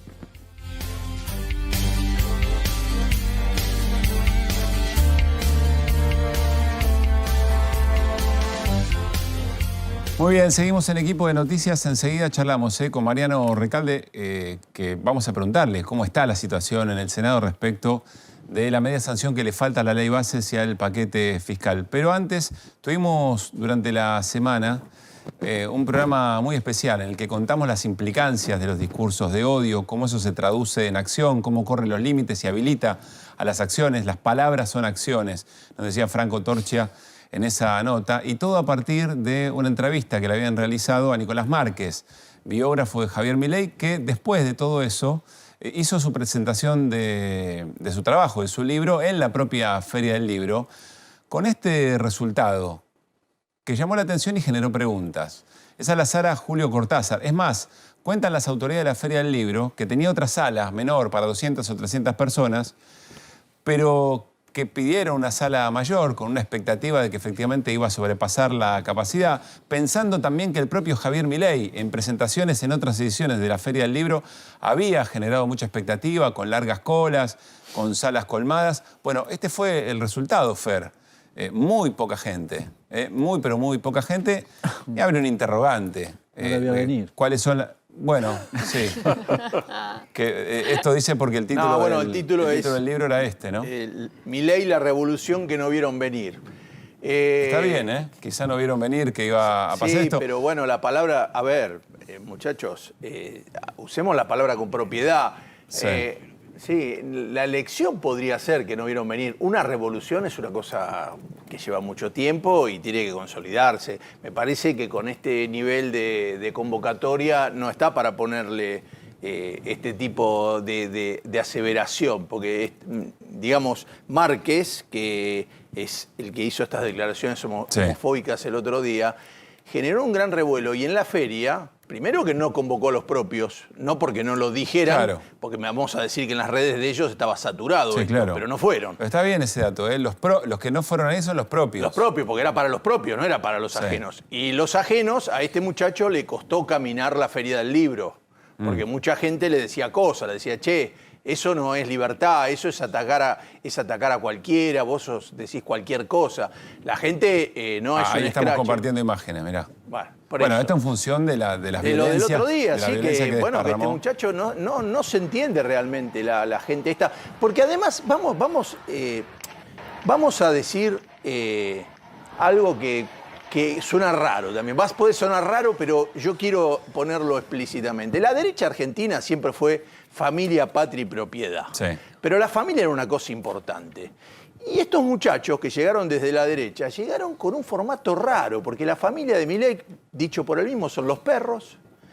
La vicepresidenta tampoco tiene hijos. Es decir, el formato... Bueno, también van cambiando los vínculos, van cambiando las relaciones. Bueno, pero no son para andar señalando. Alguien que dice que sus hijos son sus perros no es una minoría. Entonces, así como se lo respeta a él tendría que respetar al resto de las minorías, no ser agresivo con las minorías. Entiendo el punto. Porque es un diferente. No es un tipo, la mayoría en el mundo lo ven como un diferente. Si, este chabón es raro por todos lados. Bueno, pero a él le gusta machacar y atacar gente que son pequeños grupos o grupos grandes, porque discapacitados son muchos, los enfermos son muchos, los homosexuales son muchos.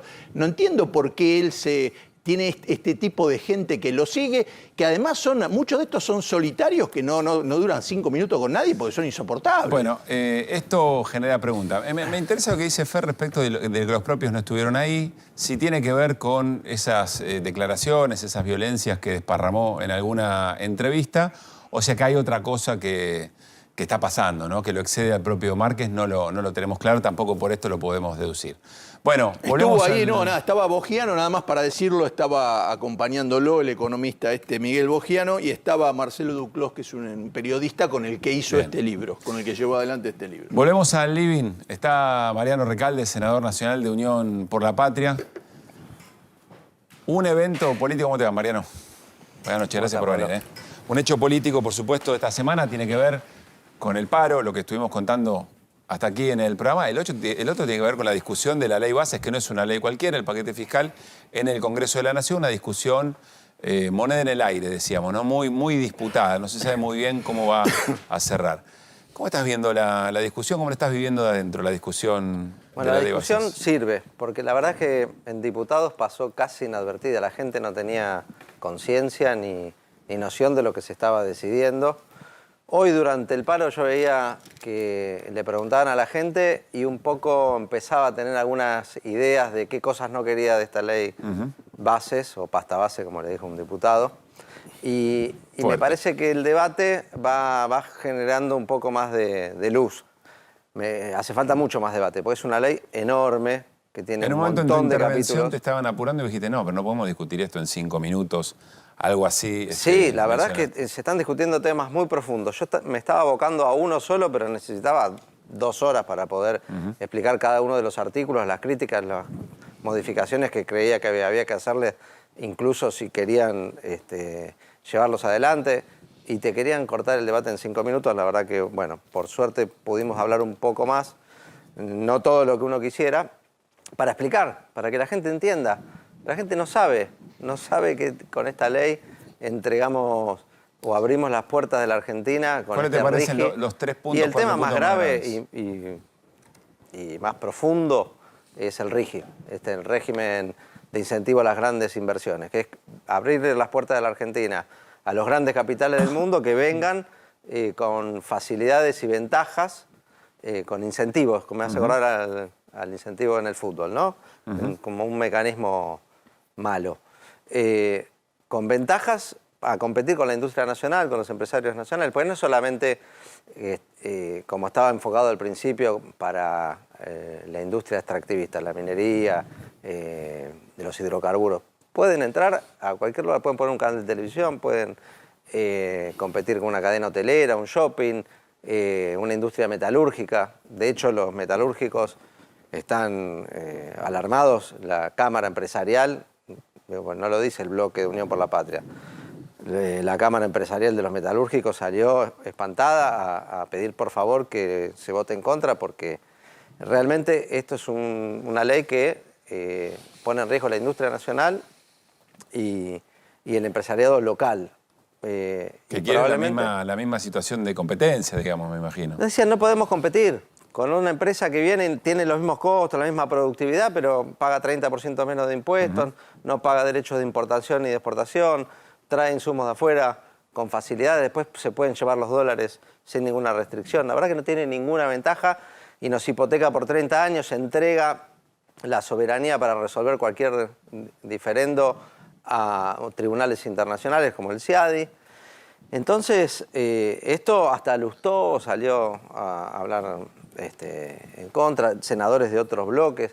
Esperemos que lo podamos frenar en el Senado. La verdad que ese es un capítulo drástico. Pero todo, la reforma laboral empeora la situación de los trabajadores, favorece el trabajo en negro y la evasión. ¿Pero puede generar empleo? Porque en definitiva es lo que busca el gobierno. Nunca una reforma laboral generó empleo. Nunca los derechos de los trabajadores son un obstáculo para que lleguen inversiones o se abran empresas o se genere empleo.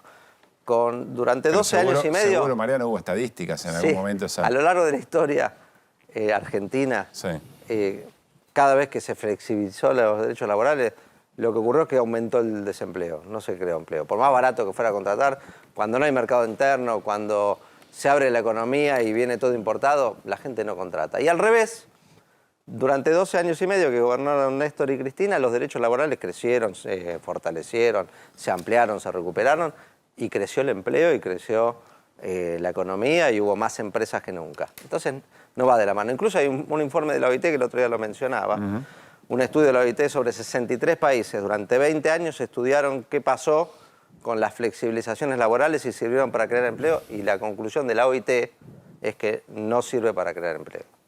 Pero esta ley ómnibus tiene un montón de capítulos. Y la ley fiscal, que es la otra que viene acompañada, que es, me parece, una demostración clara de para quién gobierna Milei y los que lo rodean, ¿no? Para los ricos. Es una ley que le baja los impuestos a los ricos y para compensar esa baja de la recaudación, es casi lo mismo en términos de recaudación, le cobran otra vez el impuesto a las ganancias a los trabajadores. O sea, le bajan el impuesto a los ricos con bienes personales y le suben a los trabajadores. Este es el gobierno de Milei. Ahí abro preguntas, pero quiero saber cómo está. ¿Cómo estás sintiendo vos el poroteo? Poroteo. ¿Están los votos para rechazar? ¿Están los votos para aprobar? Suspenso. Está abierta la discusión. Está abierta. Lo único que te puedo decir con certeza es que los 33 senadores de Unión por la Patria van a votar en contra. Y que algunos senadores de otros bloques ya se han expresado en contra. Esperemos que... Necesitarían 4 votos más. 4 más, ¿no? O por lo menos que no voten a favor. Que se abstengan. Si hubiera 4 abstenciones, yo creo que podemos pelear. ¿Y hasta donde se pueda? ¿Dónde está el fleje, digamos? Y hay varios bloques. En la UCR podría haber senadores que voten en contra, como ocurrió con el DNU. Los bloques provinciales, los de Misiones, la de Río Negro, la de Neuquén, los 2 de Santa Cruz. Hay senadores que no son libertarios, que no son de derecha y que deberían estar en contra de esta ley. ¿Y esos sectores que dudan? ¿Crees que el paro o la movilización o el estado de movilización que demuestra un sector importante de la sociedad les pesa o no les importa? Yo creo que pesa, sí. No sé si lo suficiente como para torcer un voto a esta altura. Pero creo que va generando un clima, va generando discusiones, va generando conciencia y eso a la larga termina pesando en los diputados y los senadores que en definitiva tienen que responder, después tienen que ir a buscar los votos, ¿no? Hernán. Mariano, ¿qué tal? ¿Cómo estás? Buenas noches. Hola, Hernán. Te pregunto específicamente por el régimen de grandes inversiones. Hace un rato hablaba con una compañera, me hacía referencia a 2 conceptos que me parecen válidos, quiero escuchar tu opinión. Uno era la cuestión de la irreversibilidad de la norma, sobre todo porque cualquier controversia va al CIADI, porque además tiene estabilidad fiscal. Y la otra cuestión está, lógica, no se ha hablado mucho de la cosa sistémica, ¿no? Es decir, es un régimen que te da un montón de plazo, que si tenés algún problema terminás en organismos internacionales y que da amplios beneficios, es decir, está hecho a medida y deliberadamente para eso. Te pregunto específicamente por el rol de los senadores y la influencia de los gobernadores sobre los senadores. ¿Podemos aspirar a qué, a diferencia de lo que sucedió en la Cámara de Diputados? Podemos aspirar a que se rechace ese capítulo o que se rechace la ley en general. Yo no descarto esa opción, me parece que en el Senado estamos más fuertes. Se pudo rechazar el DNU. ¿En el RIGI también? Y en el RIGI también. en el RIGI también. Donde pueda haber votos más cruzados, si querés. Eso podría llegar a haber. Pero tengo mucho optimismo. Y si una cosa que también creo que tenemos que empezar a plantear es que por más que salga aprobado este régimen, este gobierno, cuando cambie, el próximo gobierno va a tener que anular este régimen. No plantearnos que ya es inmodificable por 30 años. Así como las leyes de obediencia de vida y punto final parecían inmodificables, porque la ley penal más benigna siempre favorece a Lo que pasa es que si alguien hace, pero Mariano, si alguien hace una inversión con esta regla de juego, vos después se las cambiás, bueno, tenemos que avisarle a esos inversores Claro. que la mayoría de los argentinos no va a permitir que vengan a destruir la industria nacional y a convertirnos en una colonia otra vez. Entonces, si quieren venir a invertir, que sepan que no hay seguridad jurídica con estas normas como las que quiere Milei, porque son la entrega del patrimonio nacional. Y la Argentina tiene historia de rebelarse contra ese tipo de decisiones. Así como no vamos a renunciar nosotros nunca al pedido de soberanía sobre Malvinas, nunca vamos a renunciar a la soberanía sobre nuestros recursos y sobre las decisiones sobre los conflictos que se dan adentro de la Argentina. Bueno, pero eventualmente tenés un fallo contra YPF muy gravoso que lo no tuviste digo, que discutir por eso, de visitante. no digo que no sea complicado, si no, no tendría tanto problema y ni tanta alarma con un régimen como este que pretende, que genera un montón de normas que son más difíciles de revertir, mucho más difíciles de revertir, y por eso la idea de que es inmodificable por 30 años. Pero tenemos que, para mí, si no lo podemos derogar ahora o impedir que se sancione ahora, plantearnos un esquema y estudiarlo para anular este régimen para el futuro en el próximo gobierno. ¿Cualquier modificación de cualquier artículo vuelve toda la ley a diputados? Vuelve toda la ley a diputados y depende con qué mayoría se hagan las modificaciones en el Senado, si que mayoría simple o 2/3. La Cámara de Origen puede aceptar las modificaciones o insistir con la redacción original con una mayoría igual. Si es de 2/3, necesita 2/3. Melody, tenías pregunta también. Sí, Mariano, hablas de que nunca una reforma laboral ha ayudado a generar empleo. Con el nivel de pobreza que estamos manejando, la desocupación, el empleo no registrado, ¿por qué no se juntan quienes deben promulgar las leyes con los 30 empresarios más importantes a ver qué leyes necesitarían para mejorar el empleo? O con gente que haya trabajado 30 años en la misma empresa, que te diga qué leyes laborales los hubieran sostenido mucho más. Porque si no estamos hablando todo el tiempo sobre bases que no tienen lógica y nunca vamos a mejorar. Es que mi tesis es que no son las leyes laborales el problema. Nunca lo fueron. El problema son las condiciones macroeconómicas. El problema es si hay mercado interno. Porque por más que hagas gratis la contratación y el despido y que el trabajador no te cobra sueldo durante 6 meses, nadie solicita un empleado si no tiene más ventas, si no tiene más producción, si no tiene... En la Argentina, Entonces, como está hoy, un montón de pymes contratarían igual si tuvieran las reglas del juego más claras, es lo que me dice toda la gente con la que yo hablo. No, entonces sí. No ha funcionado así la historia del mundo del trabajo en la Argentina. La verdad es que con derechos estrictos, con buenos salarios, con buena indemnización, incluso doble indemnización, como los periodos cuando Duhalde la sancionó en un periodo de muy alto desempleo y crisis, con doble indemnización se fue mejorando, incluso la que eliminó la doble indemnización cuando bajó el desempleo por debajo del 10% fue Cristina. Entonces, tiene que ver con la economía, tiene que ver con las condiciones macroeconómicas de un país, la posibilidad de generar empleo o no. Si no, podrá ser un empleo más, pero no pasa por ahí. ¿Tenés pregunta, Fer? Sí. Este cambio que hoy se vio de que empezaban a tratar el texto de la ley y que no se retobaron mucho los muchachos de Milei, estaban como diciendo, bueno, si tenemos que hablar, ¿no tiene algo que ver con lo que está pasando con las empresas argentinas? Bueno, porque podría haber 3 o 4 beneficiadas, pero el resto quedaría en una desventaja tremenda. Y por lo que yo estuve viendo en estos días, empecé a escuchar las voces de algunos empresarios y grandes empresarios o medianas empresas, la verdad que hay una preocupación muy grande, sobre todo sumado al tema de Camesa, de lo que le hicieron a Camesa, que le dicen te vamos a pagar con un bono al 2038. ¿Por qué? porque esto puede hacer caer un montón de obligaciones negociables que tienen las empresas que también están regidas por Nueva York y que durante 20 años se financiaron así y funcionó bien. Ahora hay un montón de empresas que pueden no entrar en problema para pagarle a sus acreedores y trae un problema jurídico a la Argentina muy importante. Esto yo veo que me parece que parte del establishment también está preocupado y está diciendo, muchachos, esto no sirve y hay que cambiarlo. Sí. ¿Puede ser?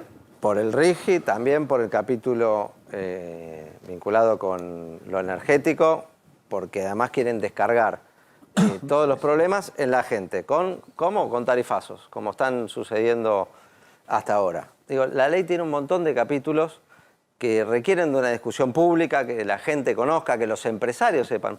El titular de ADIMRA me contaba que hablando con otras cámaras empresariales de otras industrias no habían tomado conciencia de lo que significaba este régimen y el riesgo para un montón de empresas familiares incluso que tienen varias generaciones llevándola adelante si se permite estas facilidades a capitales extranjeros, fondos de inversión que andan pululando y que con muchas seguramente ganas se meterían en la Argentina a invertir en cualquier cosa y correr a los empresarios locales. La ley, por suerte, se está discutiendo. Cuando uno ve la discusión, además, se encuentra con el secretario de Energía que no había leído la ley, que cuando la leyó... ¿Cómo que no había leído la ley? Sí, hay frente a una pregunta que le hace Lustó sobre el artículo 191, le dice... le dijo, bueno, perdón, no lo había leído. Recién ahora lo estoy leyendo. Dice, pero esto es una barbaridad porque establece que en caso de que las empresas que vienen a invertir tengan necesidades de algún recurso estratégico, van a tener prioridad por sobre la población. O sea que si en un momento escasea la energía, el agua o cualquier otro recurso, primero hay que abastecer a estos fondos que vienen a invertir, estas grandes inversiones, y después a la población. Y el secretario de Energía dice, bueno, es una redacción poco feliz. Cosas como estas se escuchaban en el debate, tema muy grave. que que se necesita que la gente las conozca.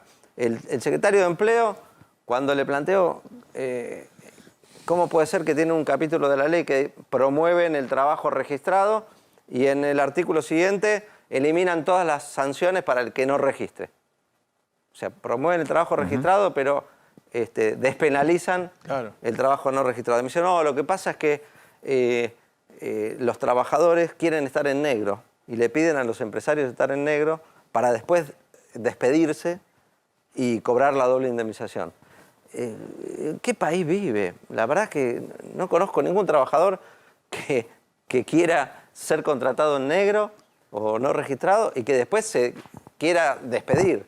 Digo, para poder hacer juicio. Sí, podrá haber un caso aislado en algún lugar, pero decir que en la Argentina pasa eso, cuando hay 3 millones de trabajodores con empleo y además no los registrado. juicios duran 5 o 6 años, ahora sí que ¿quién va a hacer y si hay 20.000 juicios es un montón, de 20.000 juicios de trabajadores no registrados, y hay 3 millones. La gente no quiere hacer juicio, la gente no quiere estar en negro, la gente quiere trabajar, cobrar un sueldo, tener aguinaldo, aportes para las jubilaciones. Otro capítulo que se me pasaba. Eliminan la posibilidad de que la gente que cuando cumple la edad para jubilarse no tiene los 30 años de aporte, que es un montón, son 9 de cada 10 mujeres que van a cumplir 65, no tienen los 30 años de aporte, y 7 de cada 10 hombres. Había un régimen para que se puedan pagar los aportes que le faltan y empiecen a cobrar la jubilación y con esa jubilación van pagando los aportes. Lo derogan también. O sea, se la agarran con los trabajadores, con los jubilados, con toda la población que usa los servicios públicos, como la energía, el gas, el agua, con las empresas del Estado y los empleados públicos. Terminan con los derechos de los empleados públicos. Los 30.000 despidos que ya hay en el Estado se van a sumar un montón más si se aprueba esta ley. Mariano, lo último, ¿cómo sigue la agenda? ¿Cuándo podría llegar al recinto? Mira, martes, miércoles y jueves, tengo entendido, va a seguir habiendo expositores. Esta semana vinieron los funcionarios del gobierno, ahora van a venir empresarios, dirigentes sindicales, expertos, constitucionalistas, un montón de gente que están proponiendo Cuanto más se estire el tiempo, bloques. ¿vos crees que esto que están dudando? Yo creo van a que es sentir mejor. más presión? Yo creo que es mejor. Cuanto más se estire el tiempo de la discusión, cuanto más discusión haya, cuanto más se conozca el contenido de esta ley, yo creo que menos posibilidades hay de que se apruebe. Y lo último, ¿crees que tiene que haber una movilización ese día en el Congreso? Absolutamente, absolutamente. Yo creo que hay que generar, como el paro de hoy, como la movilización de las universidades, como lo que fue el 24 de marzo, generar un efecto que haga de contrapeso con tanto bombardeo mediático y en redes de que esta es la revolución de no sé qué cosa. La verdad que es un desastre. Gracias por haber venido, Mariano. No, gracias a vos. Bueno, nos quedamos un cachito más en el Congreso porque se habrán enterado, Lilia Lemoyne, la diputada nacional de la Libertad Avanza, fue seleccionada, fue nombrada, designada como una autoridad en una comisión, en la Comisión de Ciencia. Nos llamó un poco la atención este tema, porque, entre otras cosas, le hicieron algunas críticas por declaraciones como esta que ha tenido en su corto recorrido político. Vamos a hablar de la teoría conspirativa de la Tierra plana. Como el nombre lo indica, los flat earthers o los terraplanos son personas que creen que hay una conspiración a nivel global para ocultarle a la gente que la Tierra en realidad no es una esfera achatada en los polos y ensanchada en el Ecuador, inclinada a 23 grados, que gira alrededor del Sol, sino que es un plano. Y el mapa real de la Tierra sería el que usa la ONU. Yo sé, en este momento estarás diciendo, esta chica está loca, estarás frunciendo el ceño totalmente incrédulo de todo, pero te pido que lo hagas por mí. Por favor, te pido que abras la mente y que entiendas que es importantísimo cuestionarte absolutamente todo, incluso aquellas verdades que te metieron en la cabeza cuando eras chico.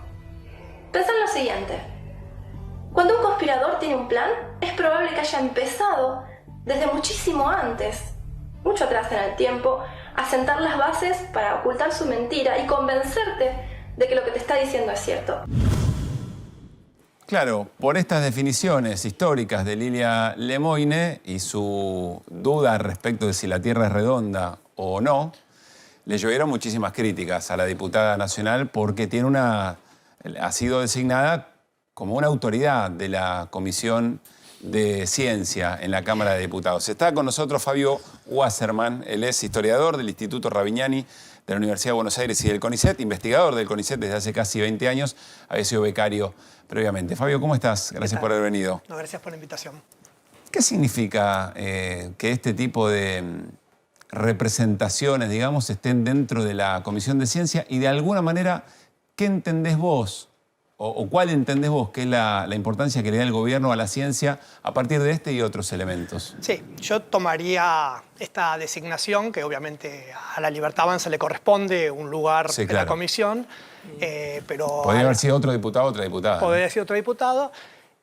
En el sentido de, no me interesa detenerme en la figura, digamos, de Lemoyne, porque ella es legítimamente ha sido electa diputada y me parece muy bien, pero sus posiciones que contrarían consensos muy básicos, ya no científicos, sino de la sociedad, ponen de relieve lo que es la política general de este gobierno y de sus militantes y sus seguidores en las redes sociales y en otros espacios con relación a la ciencia, a la universidad, que es de un constante hostigamiento, de un descreimiento, de una desvalorización, de una persecución, en un marco más general de desconfianza hacia lo estatal, hacia lo público y demás, y en particular hacia la ciencia y las universidades. ¿Por qué?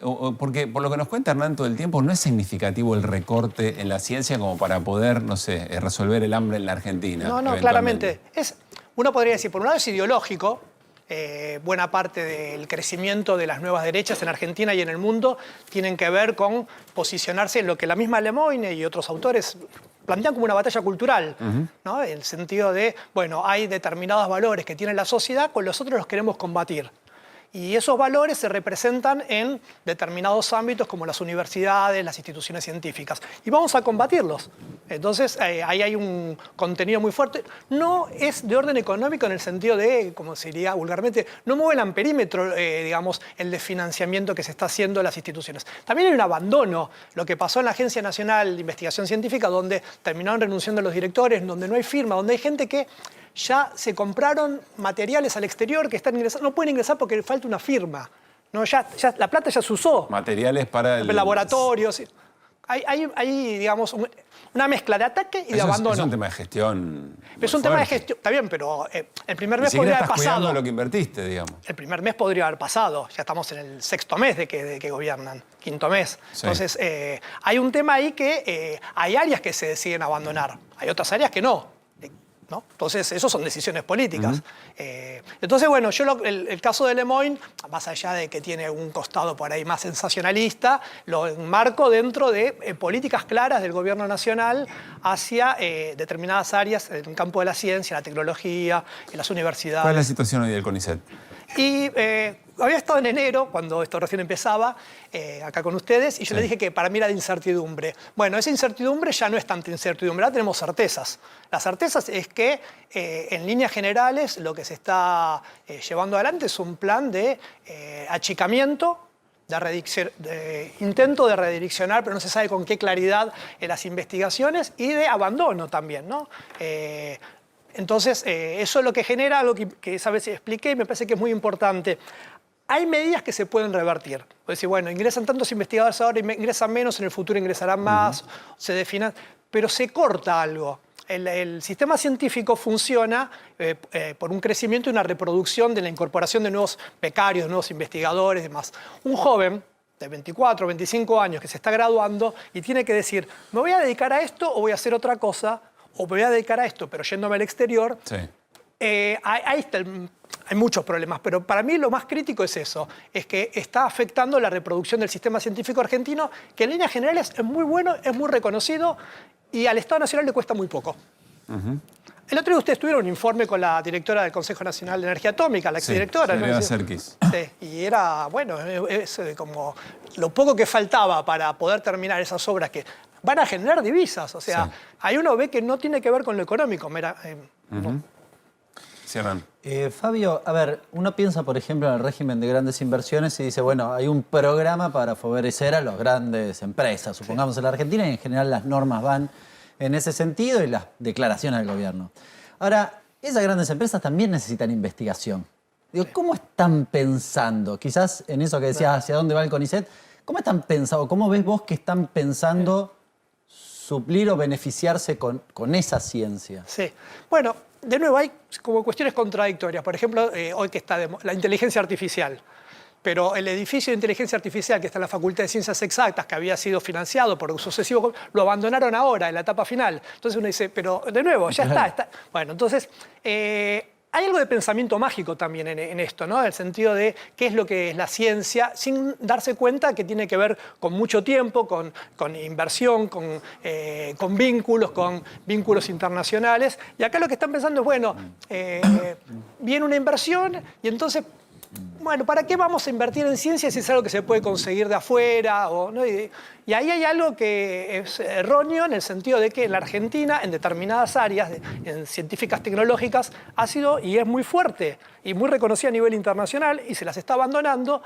Y eso no va a ser suplido por estas inversiones. En realidad, si uno ve, que hablan recién de la ley bases, lo que tiene que ver con los organismos de ciencia y técnica es tremendo, porque le prohíben al gobierno disolverlos, pero le permite convertirlo en lo que quiera. Si quieren decidir, el CONICET ahora se va a dedicar a fabricar tortas, vamos a hacer... O sea, le da esa facultad al gobierno, le dice, no lo puedes sacar al CONICET, pero puedes ponerlo a hacer tortas. Sí. No dice qué, le da la potestad, entre las facultades delegadas le da la facultad de que puede cambiar y también la disponibilidad de los empleados, ¿no? Entonces, eso digo, genera mucha incertidumbre porque, digamos, yo ya soy grande, ya está, pero los jóvenes, ¿qué les espera? Ferti, una pregunta, pero te quiero hacer sobre esto puntualmente para no irnos. ¿Conocés ya casos de investigadores e investigadoras o que están cortando su carrera o que se están yendo al exterior? Sí, hay. Y de hecho, bueno, en equipos que yo participo y demás, porque, digamos, les están, por ejemplo, los becarios, que finalmente se dieron las becas que se dieron menos, van a ser a partir de agosto, pero empiezan a cursar en marzo. Entonces, ya todo es así. Y eso es lo que va es empantanando la posibilidad de ir articulando equipos. Los equipos de investigación requieren todo el tiempo incorporar, o todo el tiempo no, pero periódicamente incorporar gente joven que se pueda formar al exterior, volver y demás. Y ahí, para mí, es uno de los puntos más críticos. A ver, ¿cómo hacen para tener gente que dirija el área? Porque es algo muy específico y tendría que ser alguien surgido del CONICET. ¿Cómo consiguen que aparezca alguien que perteneció al CONICET que haga este mamarracho y acepte ponerse al frente de esto? ¿Aparece gente? Es como manejar la energía atómica. Digo, no se puede poner a cualquiera. Ya les cuesta bastante el Inca con los actores, porque hay pocos actores dispuestos a semejante disparate. ¿Consiguen gente? ¿Quiénes son esos que aparecen? Bueno, el presidente del CONICET, que lo pone el Poder Ejecutivo, es un investigador del CONICET, muy reconocido en su campo, que es la clonación. Yo no puedo opinar nada de eso porque pero igual está enfrentado con el directorio. Perdón, pusieron al frente del CONICET a alguien que se especializa en clonación. Sí, Daniel Salomón es un dato. Me voy a reservar. Sí, es un dato. Pero lo es La conocido digresión me la porque reservo. lo saben, lo conocen hasta los del INTA y qué sé yo. Sí, dicen que el tema de los perros. Qué sé yo. Digo, yo creo que su campo es muy reconocido. Pero después pero ese tiene hombre mucho mismo enfrentamiento. se tiene que dar cuenta que están destruyendo todo, porque pavo no debe ser. No, es que, bueno, es difícil saber qué es lo que piensa, pero ha tenido muchos roces con el directorio. Para que tenga una idea, el directorio del CONICET están representantes de las grandes áreas, ¿no? Que son elegidos por los investigadores, pero también hay representantes de las universidades, de la Unión Industrial, de la sociedad rural, o sea, y los mismos representantes que vienen de corporaciones empresarias están teniendo muchos roces con el presidente del CONICET. Hay mucha conflictividad porque por la reducción de personal, por la no formulación en tiempo y forma de los procesos de promoción, de ingresos y demás. Entonces, hay algo de la dificultad de poder gestionar, porque se armó una red de autoridades de institutos de investigación, RAICIT, de todo el país. Y uno va a encontrar ahí gente de todas las corrientes políticas ideológicas. De hecho, yo veo mucho más enojada con esta gestión a la gente que tiene por ahí un posicionamiento más de centro-derecha, que a los que tenemos otras posiciones políticas ideológicas, porque... Por falta de gestión. Por falta de gestión y porque de pronto se encontraron con algo... ¿Están haciendo quedar mal a ellos que capaz lo apoyaron? O no lo apoyaron, pero es como hay algo que excede la racionalidad. Uno puede ver a todos los o a toda la gente que ha participado en procesos de conducción, de dirección en el campo científico en Argentina, que ha habido continuidad. De hecho, Barañao fue ministro de Cristina, después fue ministro de Macri, y tiene palabras muy terribles sobre lo que está pasando, ¿no? Entonces, hay algo... Cuando se dice que hay políticas de Estado, las están destruyendo.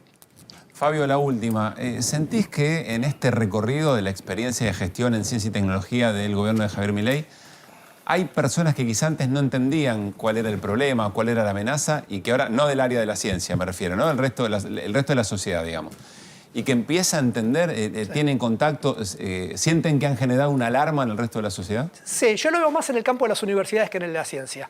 Porque lamentablemente en el caso del CONICET se instaló esa idea de que los investigadores del CONICET es un reducto militante, o que investigan cualquier pavada. O investigan cualquier cosa, o el ñoquiset, todo eso. ¿Y podemos decirle a la gente qué cosas han hecho súper importantes como para que le quede en el imaginario visual algo que digas, che, sí, le cambió la vida en esto el CONICET? Y que la gente lo entienda. Y por otro lado, ¿había burocracia?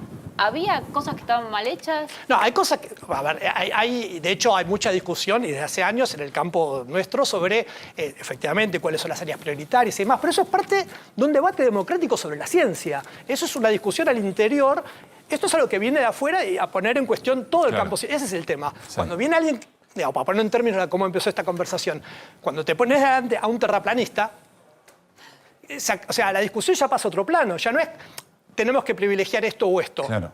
Sino están atacando a la ciencia como un valor, como una forma de construcción de valor y de conocimiento para la sociedad. Entonces, hay en distintos campos. para no hacer, porque uno piensa siempre en tecnología, me voy a dedicar un poco más a las humanidades, a las ciencias sociales, en estudios sobre pobreza, sobre educación, en el campo de la historiografía, en el campo de la historia, donde yo me dedico, la renovación que hubo en los últimos 20, 30 años en los contenidos de los diseños curriculares con los que se estudia historia en Argentina ha sido importantísimo. Y eso solo fue posible porque hubo investigaciones nuevas que hicieron pensar de distinto modo el pasado, la forma en la que están construidos los guiones de los museos. Y después en el campo de las ciencias más conocidas, biología, de lucha contra el Chagas y demás, hay muchos avances también. ¿Sí? Sumo uno, el otro día estaba charlando con una investigadora que se especializó en discursos violentos en democracia. Y decía, nosotros en nuestras investigaciones de ciencia social, vimos venir en el 2011 acá había un problema serio. En la Argentina, cuando aparecía el nombre, en distintos focus group aparecía el nombre Javier Milei. Nadie lo conocía, tenían que ir a tratar de ver de quién se trataba. Bueno, eso apareció, eso era ciencia social.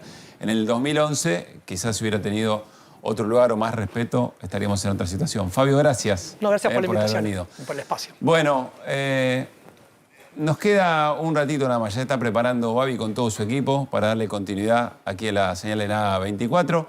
Mirá, lo que el paro nos dejó, una movilización, bueno, no hubo movilización, quiero decir, un hecho político muy, pero muy importante, una ciudad vacía, una ciudad quieta, que evidentemente da un mensaje.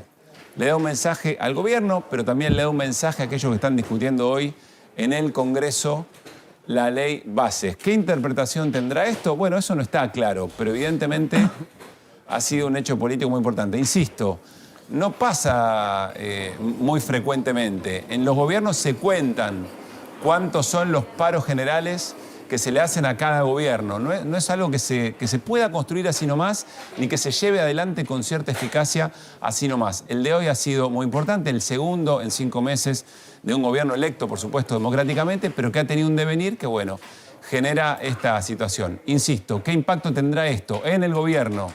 Y, por ejemplo, quienes están discutiendo ahora en el Congreso de la Ley Bases no está claro, pero va alimentando una situación, la relación de la sociedad, de las centrales sindicales, de trabajadores y trabajadoras con un gobierno que habrá que ver qué valor le da a esta situación, más allá de que lo desestime. Bueno, nos estamos despidiendo. Fer, que esté muy bien, termine bien la jornada. Lo mismo, Melody. Sí, que todos puedan volver a casa y que mañana sea más tranquilo todo, por bueno, lo menos. Veremos cómo será. Pero fue bastante tranquilo, demasiado tranquilo, porque nadie hizo nada. Me gusta el nuevo look. ¿Viste? Aparte está un poquito Me norte. gusta el orden a ustedes. Le sienta bien los Está un poquito 53 años. Johnny, un poquito yankee. El pañuelo, por favor. El pañuelo, un poquito primer Johnny. plano eso. Que esté muy bien, Pasen lindo, ya viene Babi.